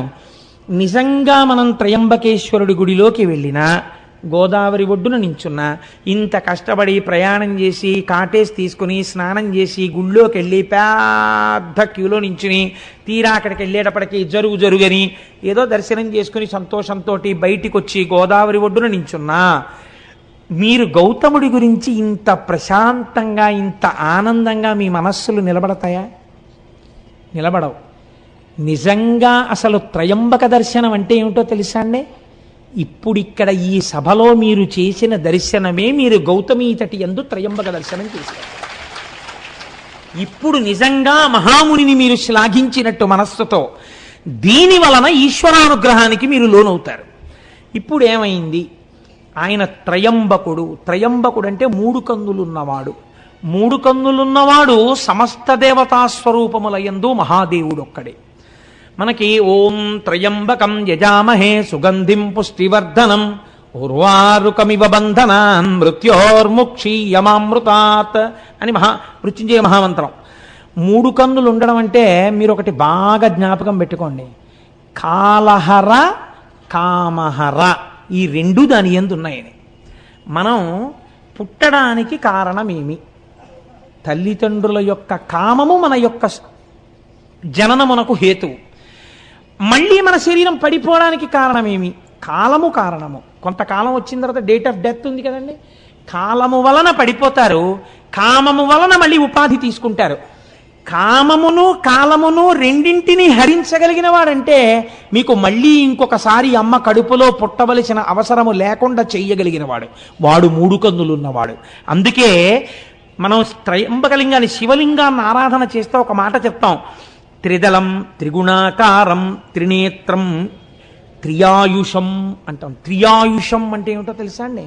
3 ఆయుర్దాయములను చూసేటట్టు చేస్తాడు. ఈ మాట చెప్పి మారేడుదళం వేస్తే త్రిజన్మ పాప సంహారం ఏకబిల్వం శివార్పణం అంటాం. ఇది త్రియాయుషం అంటే వార్ధక్యంలో ఒక ఆయన వచ్చేసాడు అనుకోండి. వార్ధక్యంలోకి అంటే ఆయన ఏం చూసేశాడు? బాల్యము యవ్వనము కౌమారము 3 చూశాడా లేదా? చూస్తే కదా ఇప్పుడు వార్ధక్యంలో ఉన్నాడు. ఒక ఆయన అసలు వార్ధక్యంలోకి వెళ్ళలేదనుకోండి, వెళ్లకుండానే వెళ్ళిపోయాడంటే అర్థం ఏమిటి? ఆయన పూర్ణాయుర్దాయాన్ని పొందలేదు. 4వ ఆయుర్దాయంలో నించున్నాడంటే మిగిలిన 3 ఆయుర్దాయాల్ని చూశాడు. మిగిలిన 3 ఆయుర్దాలు చూసేటట్టుగా చేస్తాట ఒక్క మారేడు దళం శివలింగం మీద వేస్తే వాడు త్రయంబకుడు. వాడు త్రిదళం త్రిగుణాకారం. అది కూడా ఎలా చేస్తాడు? త్రిగుణాతీతుణ్ణి చేస్తట. ఆ ఆయుర్దాయము ఈశ్వరోపాసనగా మార్పిస్తట. మార్పించి ఏ పాపము మీకు అడ్డొస్తోందో ఈశ్వరుణ్ణి చేరకుండా దాన్ని తీసేస్తట. ఇదంతా దేనికి? ఒక్క మారేడు దళానికి. అంత సులభుడై ఉంటాడు. 3 కన్నులతో ఉంటాడు. ఈ 2 కన్నులు సూర్యచంద్రులు. ఇది అగ్నిహోత్రం. సూర్యచంద్రులు కాలమునకు గుర్తు. సూర్యుడు పగలుంటాడు, కాలం నడుస్తుంది. చంద్రుడు రాత్రుంటాడు, కాలం నడుస్తుంది. కాలము మిమ్మల్ని శోషింపచేసి పడగొడుతుంది. ఇది అగ్నిహోత్రము. కామాన్ని దహిస్తుంది. అందుకే మన్మధుణ్ణి దహించాడు. ఇది కామహర, ఇవి కాలహర. అంటే మళ్ళీ పుట్టవలసిన అవసరం ఉండదు, మళ్ళీ కాలములో పడిపోవలసిన అవసరం ఉండదు. అటువంటి స్థితిని మీకు ఇయ్యగలిగినటువంటి వాడు, ఇది ఇయ్యగలిగిన వాడు మీ కోరికలు తీర్చడం పెద్ద లెక్క. ఏదైనా తీర్చగలడు. కాబట్టి ఇప్పుడు గౌతమీ తటి యందు వెలిసినటువంటి త్రయంబకలింగం అంత గొప్ప లింగం. ఆ త్రయంబకుణ్ణి ఒక్కసారి చూసి ఒక్క నమస్కారం చేస్తే 3 కన్నులున్నవాడా మహాదేవా అని నమస్కరిస్తే చాలు మీకు ఇంత ఫలితాన్ని ఇచ్చేస్తాడు. ఇంతటి మహాపురుషుడై లోకమునందు ద్వంద్వభావనలు లేకుండా అంతటా ఈశ్వరుణ్ణే చూస్తూ శంభులింగ ఆరాధనా ఫలితముగా జీవితమును అలా మార్చుకుని భగవంతుణ్ణి భూమి మీదకి తీసుకొచ్చి తన విరోధుల్ని ఈశ్వరుడు తిట్టేంత కోపం ఆయనకి కల్పించి ఒక నది ప్రవహించేటట్టు చేసి ఆనాటి నుంచి ఈనాటి వరకు మన వరకు బతుకుతున్నామంటే, ఇన్ని క్షేత్రాలు వచ్చాయంటే కారకుడైన మహాపురుషుడైన గౌతముణ్ణి మనం ఇవాళ స్మరించగలిగాం. అటువంటి త్రయంబక లింగం గురించి చెప్పుకోగలిగాం. నా మోహం ఇంకొక లింగం కూడా అవడం కాబట్టి అవకపోతే 5 అనుకుంటాను, 6 అనుకుంటాను, ఒక్క లింగం కూడా 2 1లోకి వచ్చింది. నానాటికి తీసి కట్టు నాగంబొట్టు. ఫోన్లేండి అన్నాళ్ళకైతే అవుతాయి. ఆయన ముందే చక్కటి వాక్కు చెప్పారు మా గోపాలకృష్ణ గారు. 365 రోజులు ఉంటుందన్నారు శివపురాణం. అలా అవుతుందో ఏమిటో నాకు. ఆయన వాక్కు సత్యవాక్కు. అందుకని మీరు ఎప్పుడో మళ్ళీ రేపు ఎప్పుడో మహానుభావ 42 రోజుల్లోనో 40 రోజుల్లోనో అయిపోతుంది అనండి మళ్ళీ ఒకసారి. కనుక అంతటి గొప్ప శివలింగ దర్శనం మనం ఇవాళ చేశాం. ఆ గౌతమీ దర్శనాన్ని చేశాం. ఆ గోదావరి నీటిని ఇంటికెళ్ళి తాగేటప్పుడు ఎంత కృతజ్ఞతాభావంతో తాగుతామండి. ఇవాళ ఇంటికెళ్ళి గ్లాసులో నీళ్లు తీయగానే ఇప్పుడు మనకి నీళ్లు కనపడవు. ఆ గౌతముడు, ఆ అహల్య వాళ్ళ కారుణ్యం కనపడుతుంది. ఇన్నాళ్లకి మనం గోదావరి నీళ్ళు అలా తాగుతున్నాం కృతజ్ఞతతో. అటువంటి బుద్ధి మనకిచ్చిన ఆ త్రయంబక లింగానికి వీరొక్కసారి కైమోడ్చి నమస్కరిస్తూ రేపటి రోజు కాశీ అద్భుతమైనటువంటి వారణాసి క్షేత్రానికి వెళ్ళి ఎన్ని వారణాసిలో చూడవలసి ఉంటుందో దాని వైభవం ఏమిటో రేపటి రోజున విజ్ఞాపన చేస్తాను.